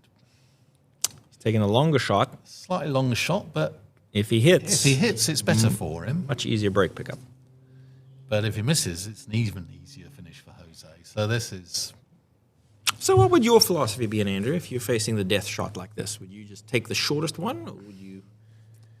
What would you do? well, as a not very confident player, I usually shoot at the opponents. Because what I hate doing, and I do it too often, is I shoot at partner, hit it, well done me, Take off. take off to the opponents, and then miss, go off or miss the 5-yarder. I hate doing that. It's called a Spooner error. Oops, I named somebody. Sorry. He was actually mentioned last night at Damon's Memorial, and Stephen was telling us about the Spooner error because he actually, I think, saw it. Oh, the initial one. The original one, yes. Robertson Shield, I believe. Yes, against the great Keith Wiley. What's happened? Ah, there we are. Oh, you can see our names. There you are. So it's Andrew Gregory and some random Asian female. I ordered one of those on it. Sorry. So this should be it. I'll get us in trouble. So, Michael, could you find out who we have coming up next? I was... Oh, yes. Who's next on? No. It might be lunchtime. People might be having lunch. what is this? It's already 1:20. People might have had lunch. Okay, so this is a fairly trivial finish for Jose. We'd be very shocked if he didn't finish this. Get brown into lawn somewhere near over. Rush white to green. Doesn't even need to get brown out. No. Well, you might as well. Well, case can be made if it's the backward ball buried in the fourth corner and leave it there. He hasn't quite got that rush right, though. He can cut that near. Oh, my goodness.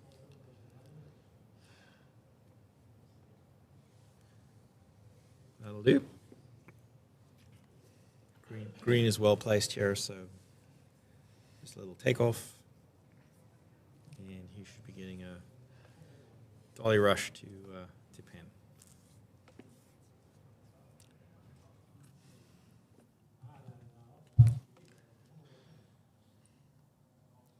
We don't know who's up yet. Jeff says not yet. He's waiting on some finishes, I guess. Nope, he's overdone that. Another little cut rush. Jose seems to like these cut rushes. Okay, some more results for you. In Block D, Andrew Johnston of Ireland has beaten Andrew Simons of Scotland, plus 12. In Block E, Greg Fletcher of Australia has been Ian Lyons of England, plus 17. So that's 2 losses for Ian. Yeah. In Block H, James Death has beaten Stephen Forster, plus 8. We've just seen Thomas. And Stephen Allen, one of the qualifiers from England, has beaten Jack Rush. Well, that's a good name, isn't it? Jack Rush of America, plus 13. So, yes, Stephen, member of the Hurlingham Club, came over, played in the qualifier, which was earlier this week, and got through to join the main event. So that's very good.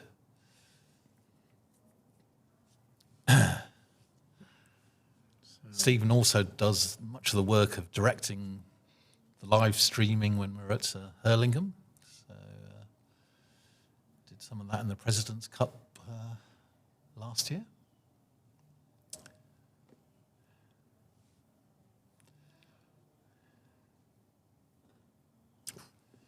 So I can...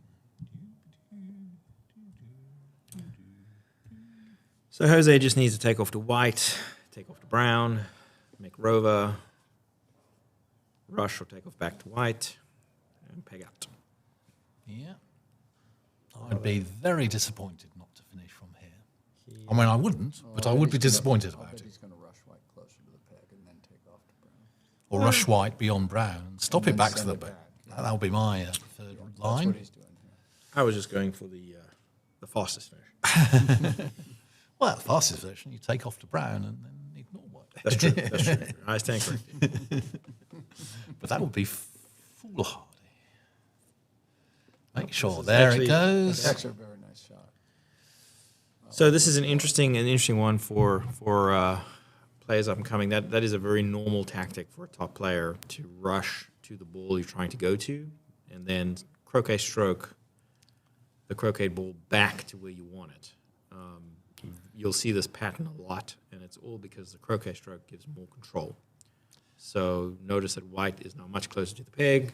Pink is great on brown because he was so close, because he had rushed white there, and it's a lot easier now.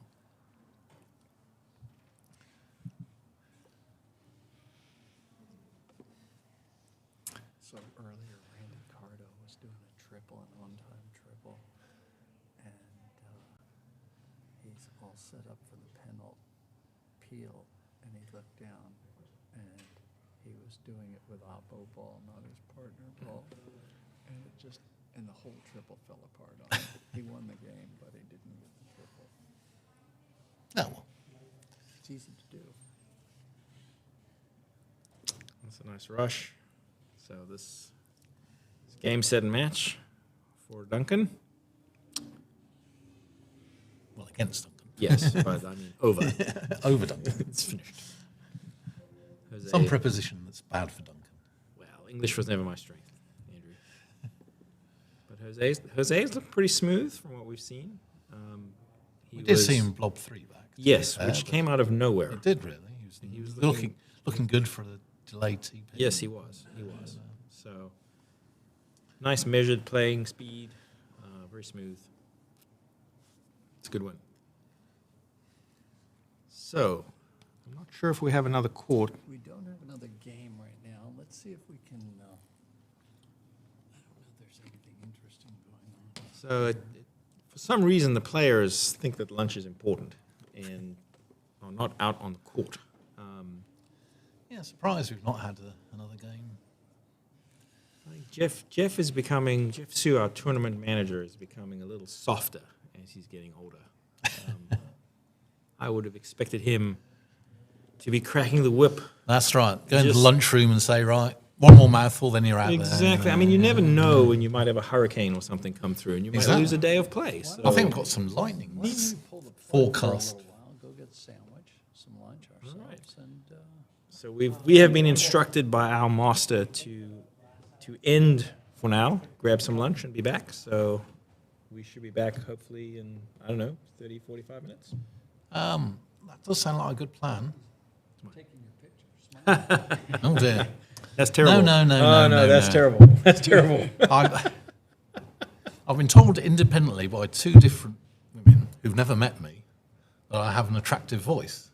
But if people can see me, the illusion is shattered.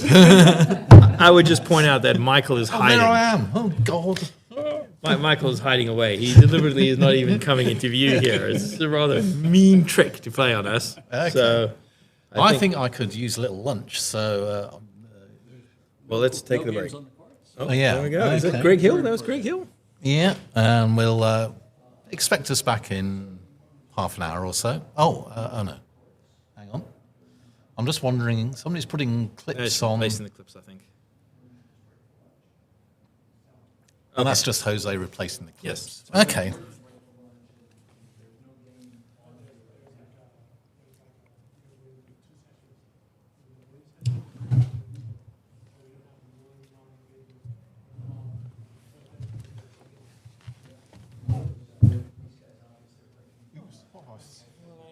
Probably stood on something.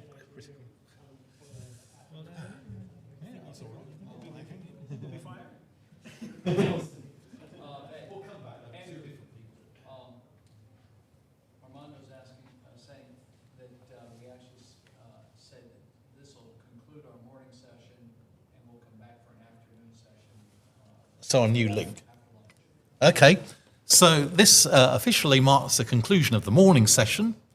So come and join us for the afternoon session in half an hour or so.